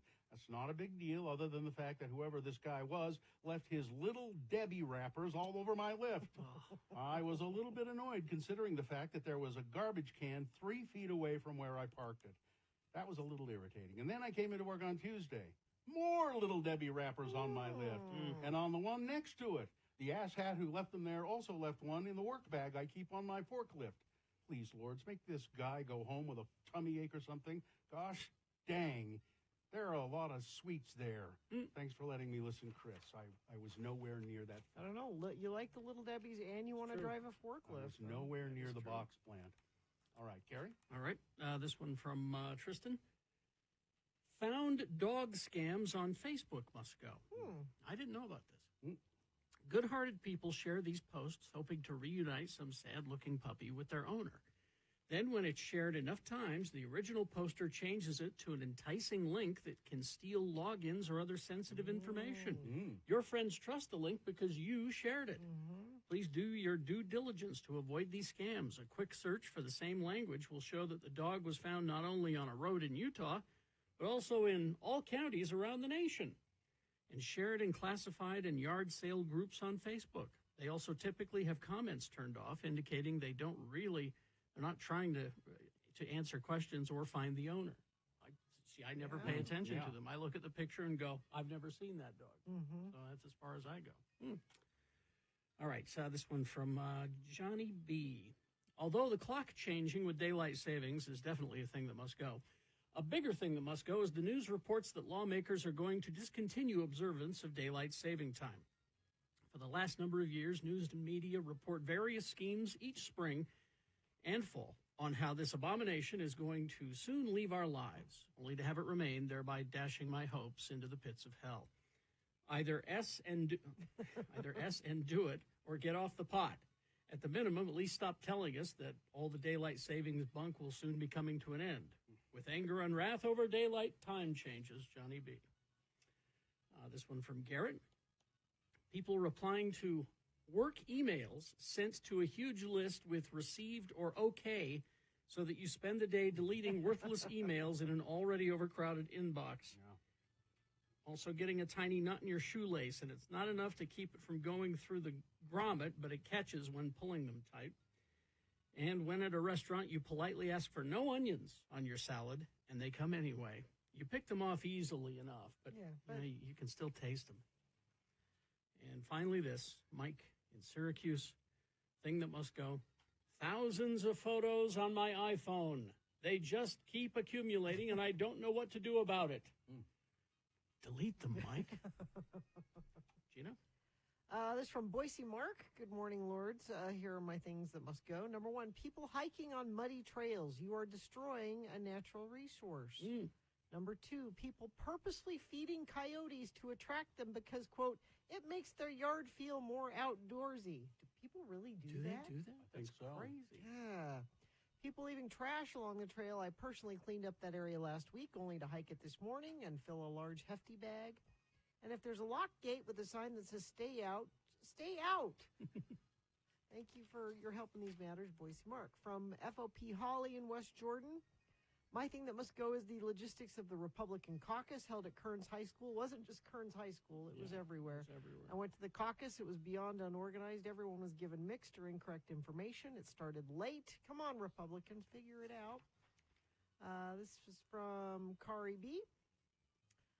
Things that must go. Liking every text to let everyone know you've read it. This is like one of those progressives becoming your parents' commercials. When someone sends you a text, they assume you're going to read it. You don't have to like it, love it, or send a thumbs up. It's just let it be.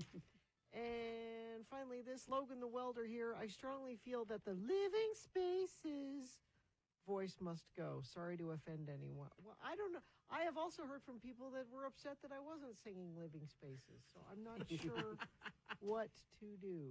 You can't Make, win. make an executive decision, Gina. Yeah, do it. Living Spaces. Things that must go on the radio. From Hell Show.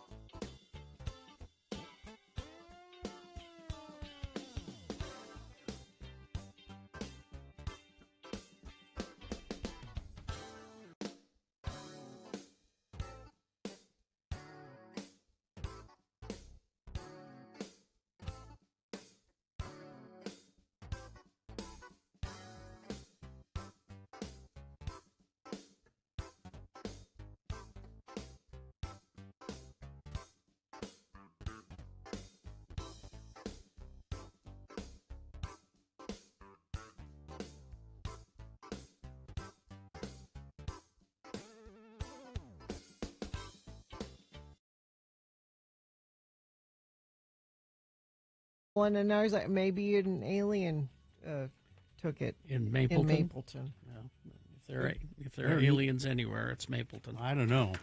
Because on this day, in 1981, Blondie released Rapture, the second and final single from their fifth studio album, Auto American.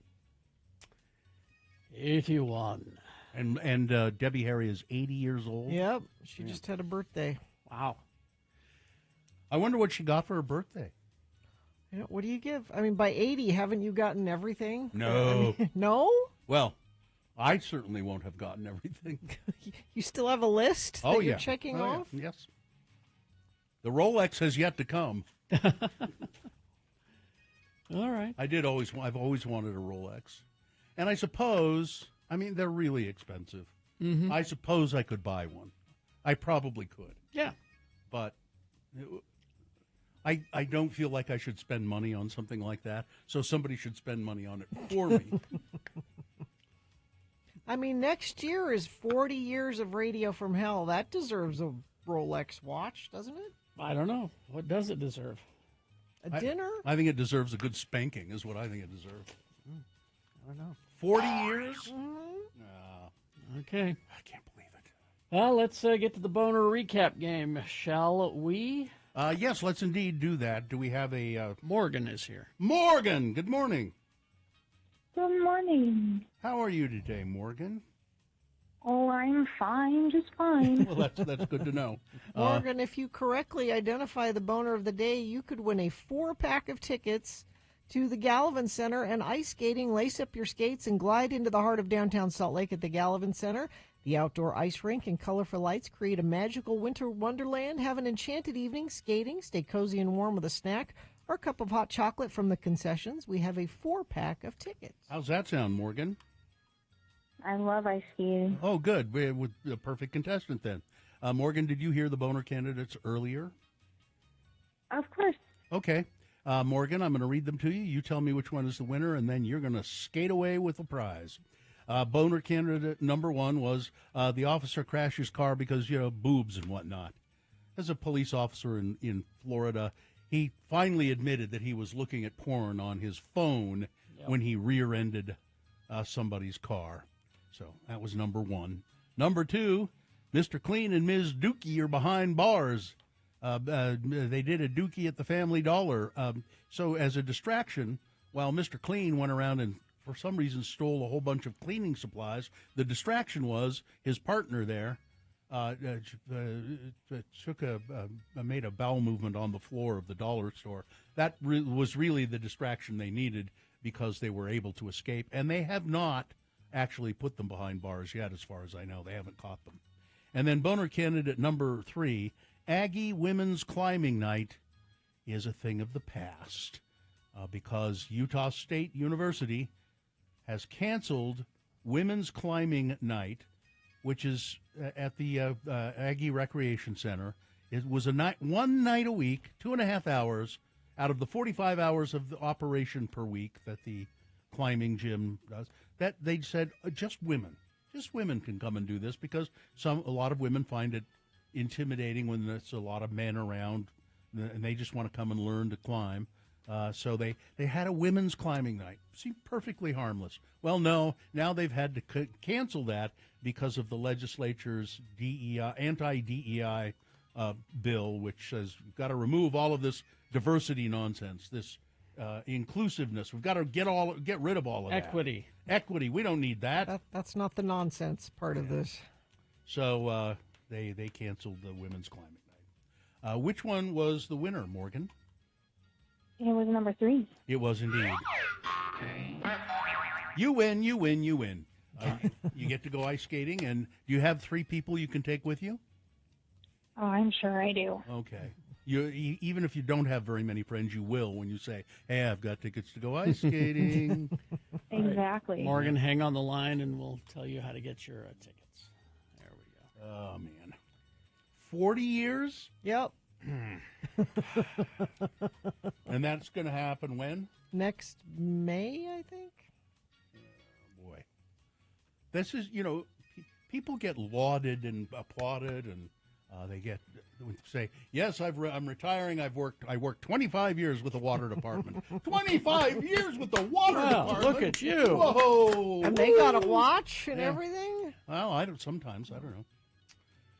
It's too late to get me a Rolex, though. Wait, what? It's never too late. Why would you say that? Well, I mean, I would have liked longer time to enjoy it. Well, then you better get it sooner rather than later. Well, don't wait for the 40. Yeah. So my husband got one from his dad when he passed away. Mm-hmm. That was one of his things that was passed down. Mm-hmm. Does he wear it? No, never. Oh, damn! Why? And I took it and had it refurbished. And Yeah. the way you do that is you have to mail it to the Rolex company. Yeah. And because they're the only ones that will service. Really? Yeah. And you have to do it. You have to do it like once a year. I think maybe locally, you can get it done locally. Yeah, but this was like needed a major complete overhaul. Needed links taken out of it. Once and a stuff. year, you have to take it in, and they just kind of clean it. And But his dad died, 16 years ago. It's been a long time. why does he not wear it? I don't know. Well, then But give it to me. I'll wear it. Yeah. I don't know if he's like it's too personal. Maybe Does he wear a watch? Yeah, every day. No, if you got it, you wear it. Yeah. I'm gonna ask him about that today. You should wear it. Yeah. Do you know what Rolex it is? Oh, I have no idea. But yeah, I went and had it all. It's all shiny and beautiful and perfect, and it just sits in the box. The guy who runs the Big O tire store that I go to has a Rolex, and I've talking about it. He said, "Yeah, I always wanted one, and a guy came in here one day wearing it and wanted to sell it, and I bought it from him, and I love it." The chat room wants to know if Mohammed still has his that he got from the New York side street. What he bought on the streets. On Canal Street? Yeah. Yeah. They They still look have pretty it? good. It fell apart almost Did it? immediately. Ah. It didn't even last a month. Well, damn it. You know how you can tell a real Rolex from a fake? One way is that the sweep second hand does not. It goes click. On a real Rolex, it goes click, click, Mhm. click, rather than just Sweeping. continuous sweeping because it's mechanical. All right, we'll take a break. We'll be back after these with some big boy news. Stand by. Need some geek news? Carrie brings you up to date twice a week on the Radio from Hell podcast. Just go to x96.com or wherever you get your favorite podcasts. Sebastian Maniscalco. Now, is this a family? Is this your mother? Where is she? Is she in the crowd? The mom's up there.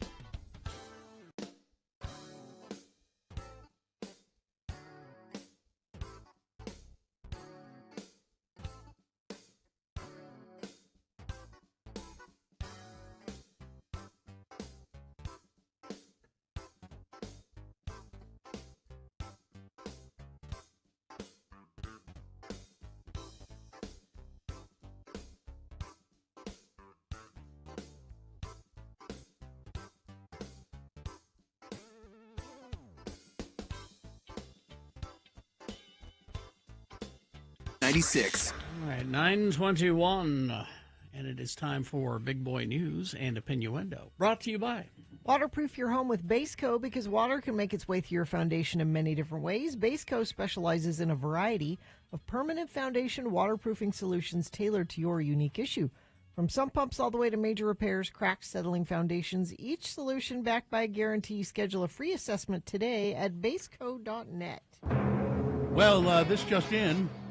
The U.S. Supreme Court has refused to hear Utah's challenge against public lands, striking a blow to the state's effort to wrest control of millions of acres of land from the feds.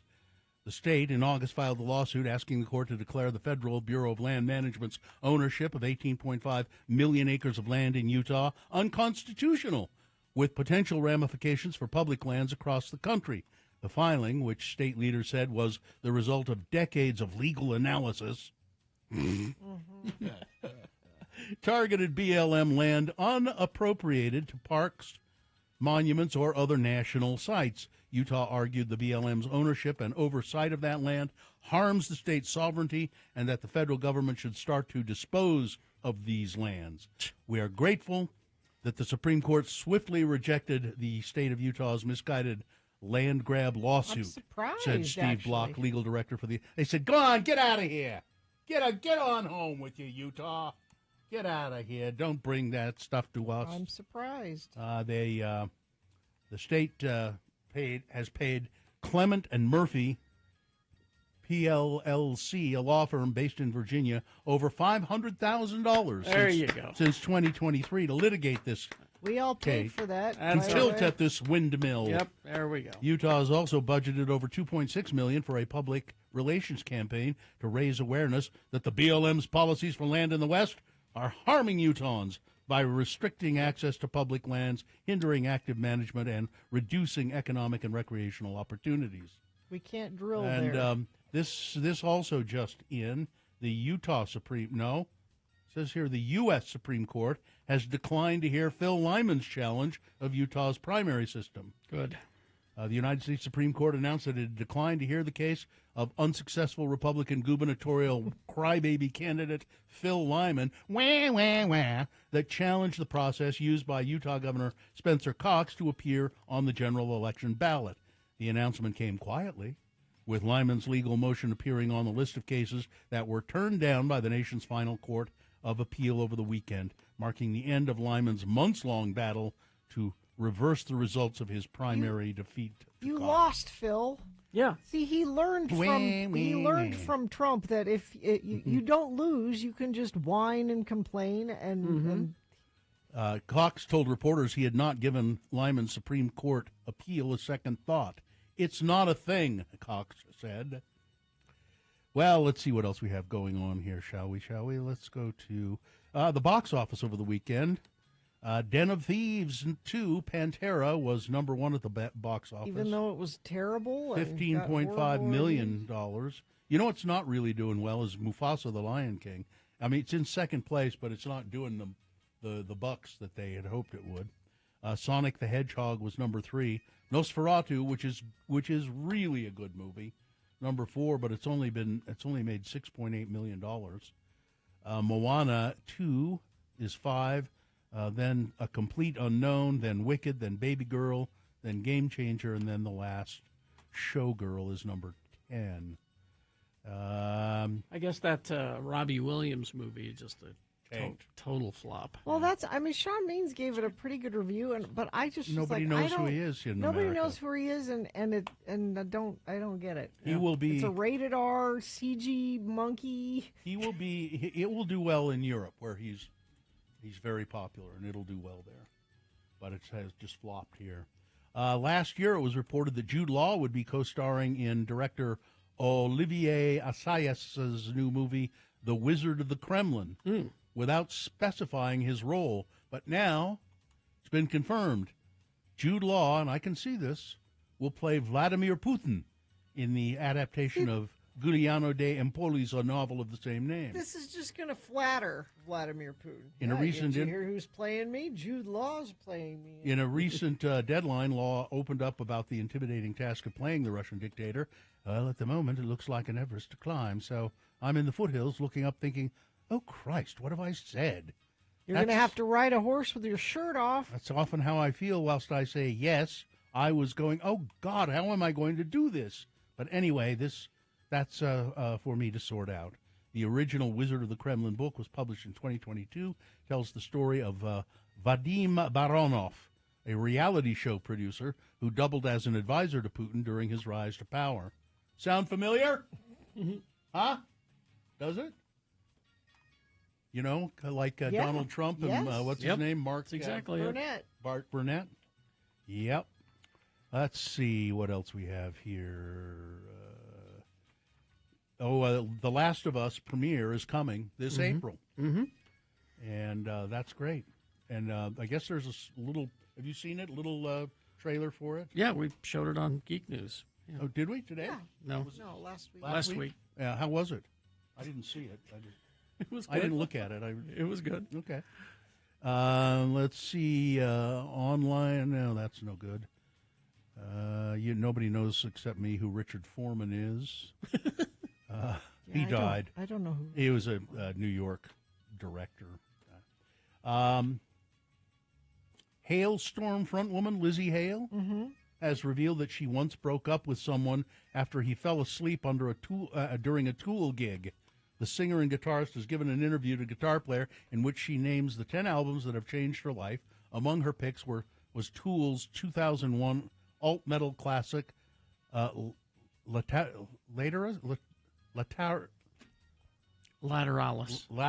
Thank you, Lateralis, which prompted her to recall the incident in question, remembering that her little brother RJ, who now plays drums in Hailstorm, was eager to see the band around the album's release. She said, I had a Essie waitress job. I got us tickets, though, to see Tool at Hershey Park. I was stoked.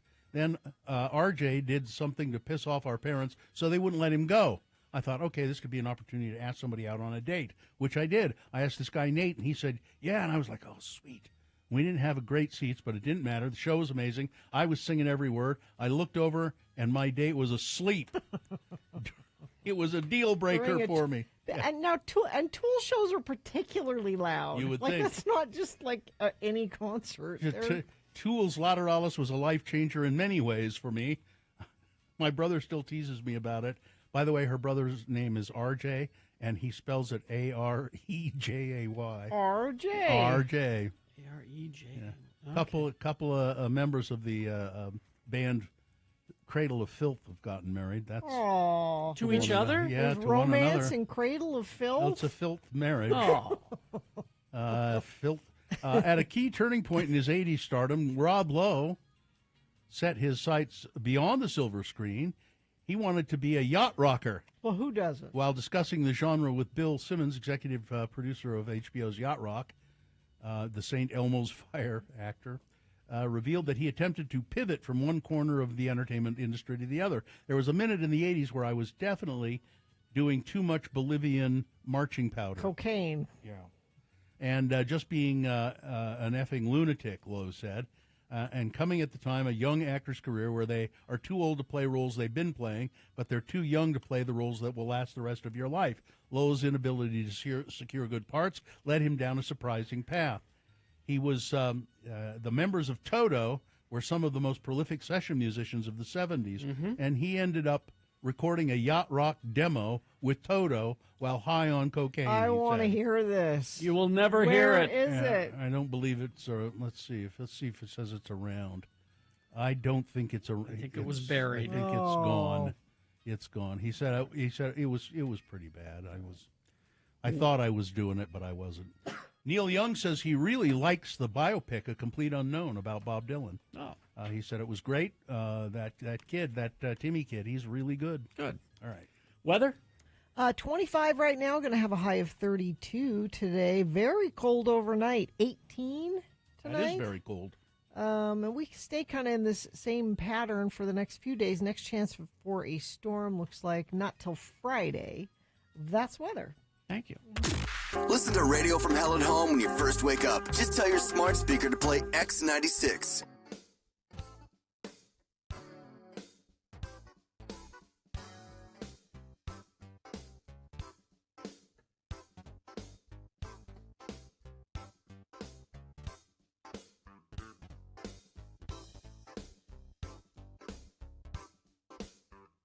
He's in the studio again. He is here to play the game called Frank Chris Presents. They're fine. They're just fine.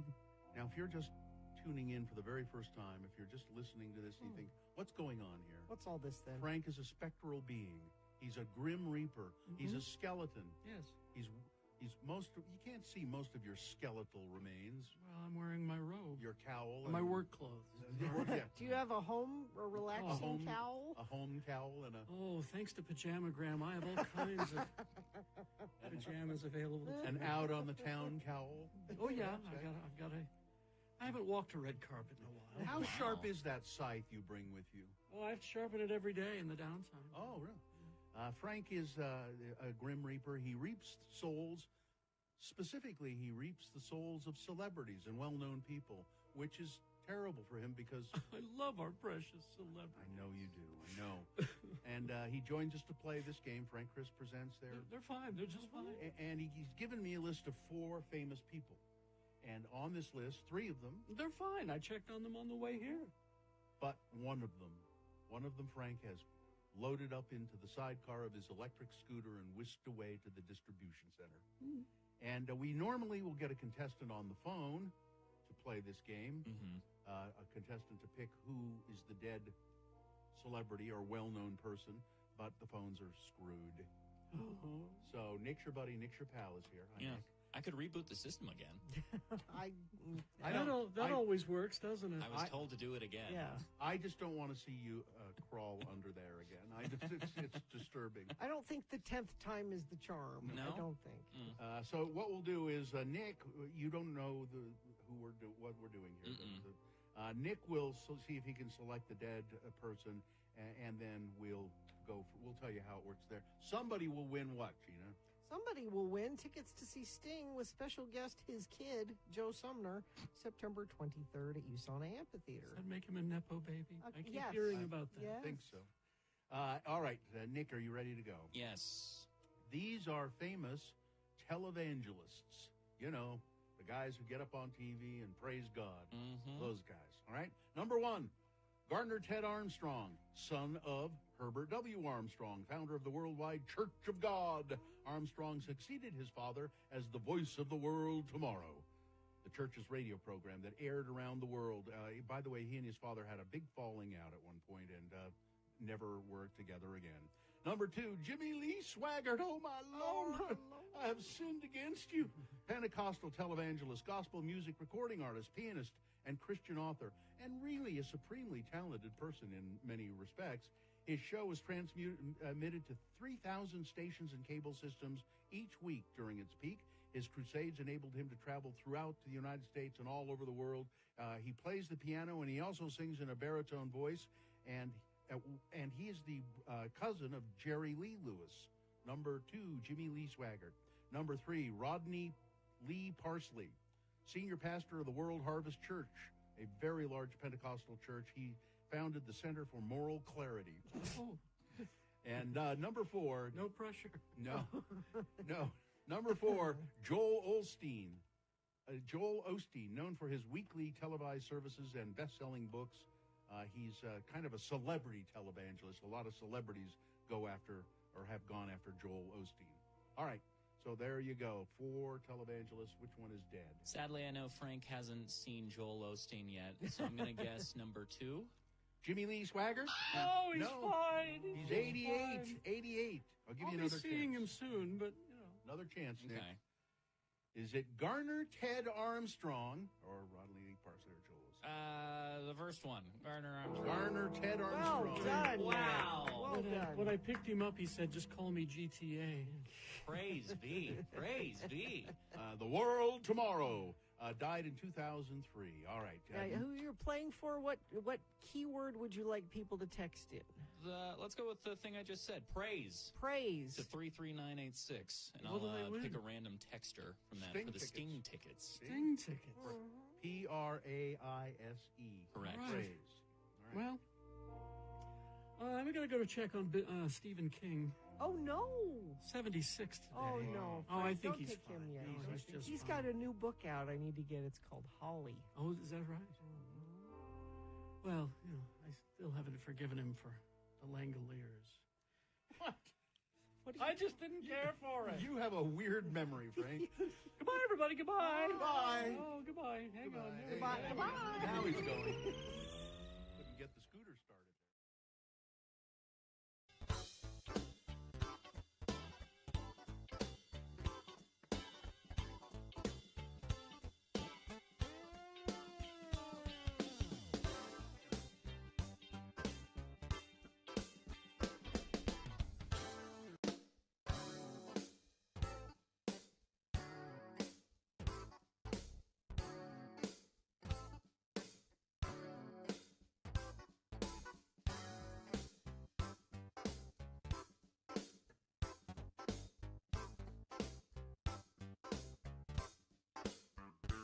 All right. Let's see. 9:37 right now. It's nice. By the way, I just got a text from our attorney, Ed Brass. This is he's got me covered on the Rolex.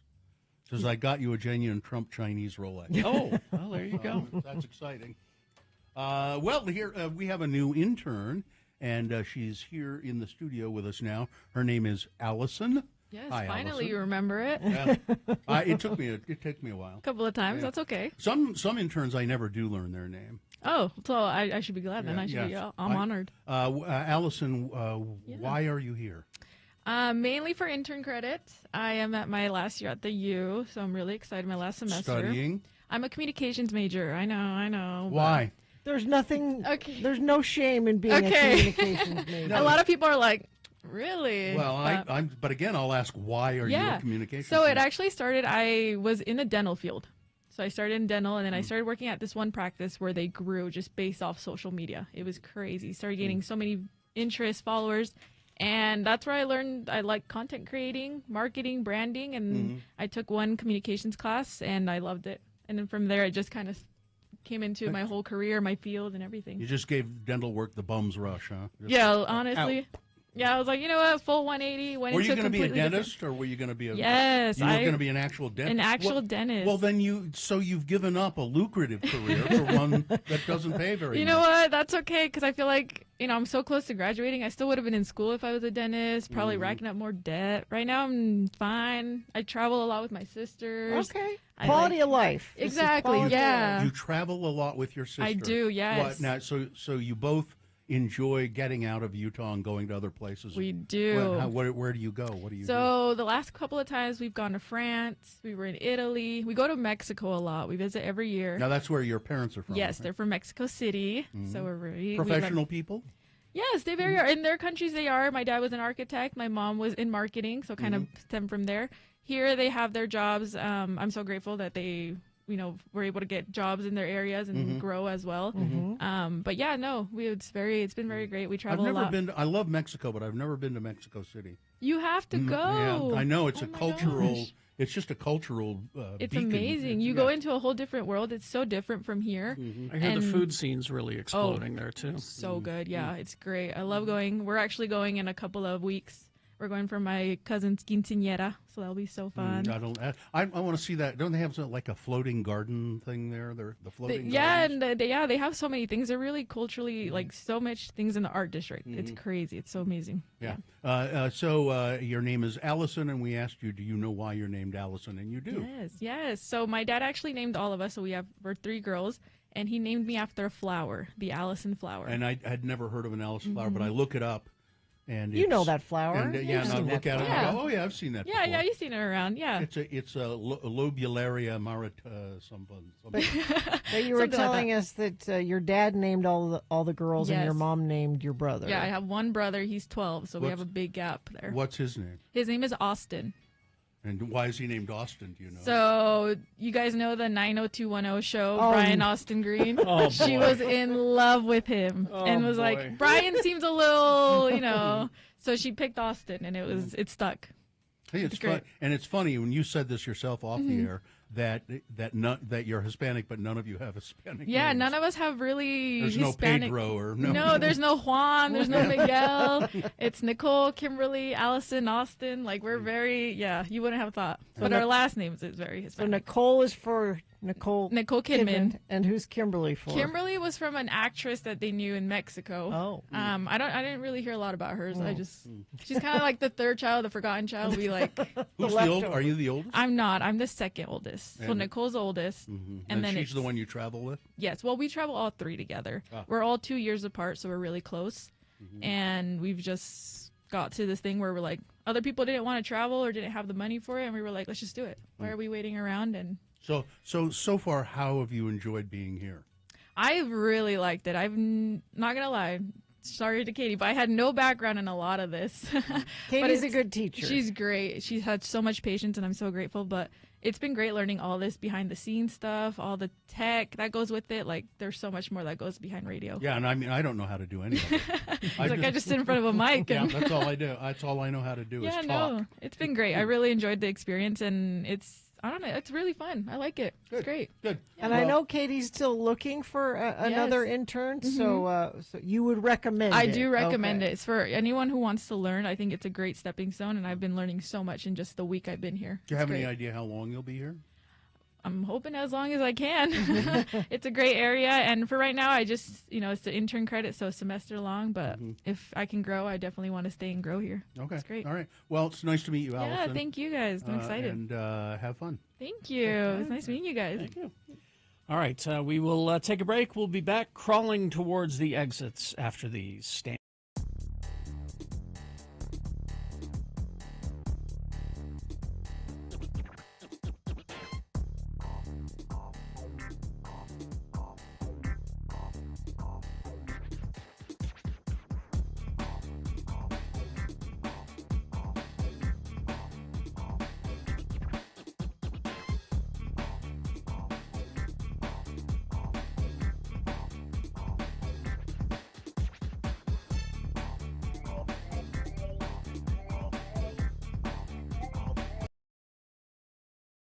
Oh, come on now. Where's our professional? It's even more exciting than wild sex. It's time to play Beat Gina. I'm your Beat Gina announcer. And fellas, take a tip from me, Johnny O. Okay. The gals all go for a guy with well-groomed hair. Yes. That's why you need the product I use, Brill Cream hairdressing. Brill Cream ensures lustrous and natural-looking hair all day long, and it will control your hair without excessive oiliness. And when it comes to the ladies, guys, remember this. Brill Cream, a little dabble do ya? Brill Cream, you look so debonair. Brill Cream, the gals will all pursue ya. They'll love to run their fingers through your hair. Brill Cream, buy it today. And now, with impeccably styled hair and the charm to spare, your host, Kerry Jackson. Thank you, Johnny Ola. You're welcome. All right. The randomizer has picked a contestant. Gina, you'll be going against Andrea today. Hi, Andrea. Hey, hello, good morning. Hi there, Andrea. All right, we're going to toss a coin to see who goes first. It will give you the advantage if you call it correctly, heads or tails. I will say heads. All right, let's see how you do. Heads it is, Gina Barberi. Andrea, you're one step closer to winning these tickets to see Sarah McLaughlin June 6th at Utah First Credit Union Amphitheater. All right, Andrea, you have the advantage. This first question is for you to answer exclusively. It's multiple choice pop culture trivia. If you get it correct, you get the point. If you don't get it correct, we're going to let Gina answer that same question and steal the point away from you. We'll go back and forth till one of you gets 3 points. Now, if Gina manages to beat you, what are you prepared to do in her name? I will donate to the road home. All right. Okay, Andrea. First question for you. I have some leftover Indiana Jones and the Last Crusade questions. Okay, you ready? Here we go. First question. For the scene at the Nazi rally in Berlin, where Indiana confronts Elsa and steals back the Grail diary, Steven Spielberg had all of the extras who did the Nazi salute simultaneously do what? While they're saluting. Okay. He had them do what? Is it 1, fart? Is it 2, instead of saying Sieg Heil, they yell P. Nile? 3, donate to his USC Shoah Foundation? Or 4, put their other arms behind their backs and cross their fingers? I'm going to say 4. That is correct. Wow. That's a point for Andrea. Now we go to Gina. When you cross your fingers, it doesn't count. Yeah. Gina. Watching Indiana wrestle with Colonel Vogel. It's on top of the tank. Inside the tank, there's a soldier in a periscope watching the fight. He tells his teammates in German, Die Amerikaner, die kämpfen wie Weber, which roughly translates to what? Okay. Is it 1, the American, he's in trouble. Uh-huh. The American, they fight like girls. Uh-huh. 3, the American, he's quite handsome, actually. Yes, very. Or 4, the American, if you look closely, you can see the hole in his ear for his earring.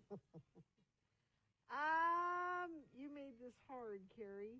I'm guessing it's number 1. The American, he's in trouble? No? Is that your answer? Yes. Terribly sorry. You have a chance to steal here, Andrea. Yay.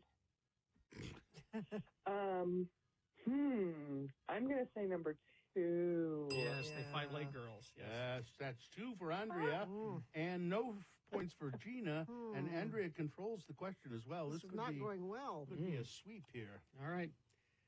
Andrea, when Henry expresses surprise that Indy can fly a plane, remember at the bottom of the blimp, Indy responds with, fly yes, land no. What is this referring to? Is it 1, the last words of Amelia Earhart? 2, the number of times that Harrison Ford has crashed various planes and copters in real life? 3, it refers to his crashing of a plane in Indiana Jones and the Temple of Doom? Or 4, the last words of the captain of the Hindenburg? I'm going to say 3. Yes. Wow. And you win the game, Andrea. Just like Very that. nicely done. Just a sweet Wham, game. bam, thank you, ma'am. Wow. What did Andrea win? Tickets to see Sarah McLachlan June 6th at Utah First Credit Union Amphitheater. You can find out more about that show at x96.com. All right, hang on the line, Andrea. We'll get that information. I've got to go. Let me leave you with this, though. Yes. A stitch in time will very often help you keep your clothing in good repair. I think so. So long.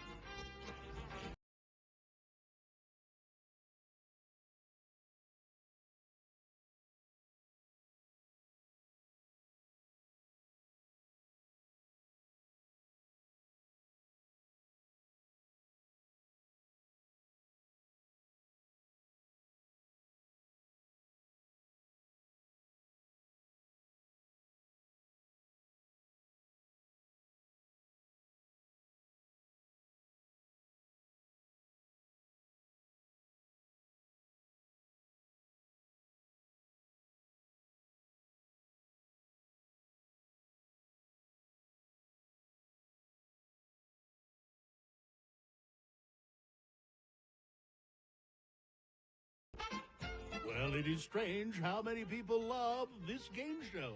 It's called Beat Gina. And hey, everybody, accordions are in. Turn your group on with a combo accordion. It's easy to play, truly portable, charged with sound excitement. Combo accordions are electrified to let loose piercing lead and swinging chords in audio colors that will flip your audience. If you've ever played the piano, organ, or any keyboard instrument, you already know how to play the combo accordion. Don't miss out on the newest sound around. Rush to your local music studio or dealer for a free demonstration. They'll show you that accordions are what's happening. And speaking of what's happening, here's your host, Kerry Jackson. All right. Thank you, Johnny Ola. You're welcome. Accordions are in. Combo accordion. Plug in? Is that the electric part of it? Yep. Wow. I'm actually curious. Okay. All right. Kurt Bester has one. Oh, does he now? Okay. The randomizer has picked a contestant. Gina, you'll be playing against Alex. Hi, Alex. I got on. Woo! I'm getting those tickets, Gina. I don't know. You got to beat me. That's how this works. That's right. Let's You're toss. going down. Let's toss a coin to see who goes first. It will give you an advantage in the game. Heads or tails, Alex? We'll go with tails. Tails? All right. Let's see what you get here. Heads. I'm shaking right now. It's heads, Alex. I'm sorry. That means Gina goes first. Oh, no. That means the first question is for her to answer on her own exclusively. If she gets it right, she gets the point. If not, I'll swing it back to you. Same question. You answer it correctly, and you'll steal the point away from her. We'll go back and forth till one of you has 3 points. Because it's M. Night Shyamalan's birthday today, it's M. Night Shyamalan movie trivia. All right? Couldn't be more exciting, could it, Alex? Exactly. We begin. No, not at all. Gina gets the first question. Gina? Yeah. Sigourney Weaver suffered nightmares for 2 weeks after reading the script to what M. Night Shyamalan movie? Was it 1, Horror of the Humongous Hungan? Was it 2, The Village? Was it 3, A Nymphoid Barbarian in Dinosaur Hell? Or 4, Signs? I'll go with Signs. You think Signs? Happy 64th birthday to Graham McPherson, lead singer of Madness. Suggs is his nickname. Yeah. Suggs, yes. Oh, so I went to that, I mentioned that I went to that Japanese seafood and sushi buffet. Yes. Called Sakiya. And they had, I mean, just all kinds of stuff. I mean, you could eat raw oysters till you. I mean, there was no limit to the oysters you could eat. No, and they tell you, please eat as much as you want. You can't take anything home, but please also try to eat everything that you take. Don't waste food. it. Yeah. And there are actually signs around the place that are interesting that say something like, yesterday X pounds of food was consumed here at this restaurant. X pounds was wasted, and that could have fed X number of people. So they try to keep you. I mean, it's just a good thing that they're trying to keep you from being a glutton. But you take your time. I mean, you sit there for a long time and try all of these myriad things. And so I go to this one table where it's a lot of fried stuff, fried shrimp. There was French fries actually, and I saw one kid. He was probably about 7 years old. He had a plate, and it was just loaded with French fries. That was all that was on the plate. But they had onion rings, looked like onion rings. I went, I'll get a couple of 3 onion rings. So I got some onion rings, and I went and sat back down at the table and picked up the onion ring and bit into it and said, it's kind of a chewy onion. Calamari? Yes. And I don't. You weren't expecting No. at a seafood buffet. Your first thought was onion ring, not. Well, they were right by the French fries. I thought it was onion rings. It looked exactly like onion rings. No, big, awful hunks of calamari. Oh, you don't like calamari? Well, A, I don't eat it out of principle. Oh. I should say, A, I don't like it, and B, I don't eat it out of principle. What's the principle? Because it's a squid and octopus, and they do not deserve to be eaten. So some things deserve to be They're eaten. very smart. Yeah, for instance, oysters deserve to. Oysters what are dumb. oysters did to my father, they deserve to be eaten. Oysters are they're a bivalve. They don't have any thought processes. So, but you eat things that have thought processes. Well, I do, but squid and octopus is off the table for me. I mean, I'm not one to talk about. I mean, you wouldn't eat eating it things. anyway, would you? No, I like calamari. You do? It's fried, isn't it? Well, not always. Fry anything, Gina will eat it. That's true. A shoe. Here's a fried shoe, Gina. She can dip it in ranch. You bet. Or put A1 sauce on. Sure. Yeah. But I was kind of disappointed, and it just wasn't very good either. It was like well, when you have the was just anticipation of chewy. something and then you get it in your mouth and it's not the thing you thought it was going Boy, to be. that's sure the truth. Anticipate. You hate when that happens? You get something in your mouth that you weren't anticipating. All right, let's do the promo. Get out of here. Tuesday's Radio from Hell show has a wide open space perfectly sized for an X-Pole. Here's your question. What is the most difficult thing that you've ever done? Like emotionally difficult or physically difficult? Either one, you tell us. Be ready to call in tomorrow at about 7:45. Also, news with boners and tickets to give away for Lights, Camera, Brunch. And don't forget the damn contest where you could win $1,000. Radio from Hell, not forgetting anything. Tuesday morning here on X96. Some of the hardest things I've ever done have been hard physically and emotionally at the same time. Well, we'll talk about it during the X-Bowl tomorrow at 7:45 here on X96. Well, it wasn't part of a promo. Well, I think we're good. Fine job as always, Katie. Live long and prosper, bitches. Don't you know who I am? Up and at 'em. Artie Fufkin is next. X90.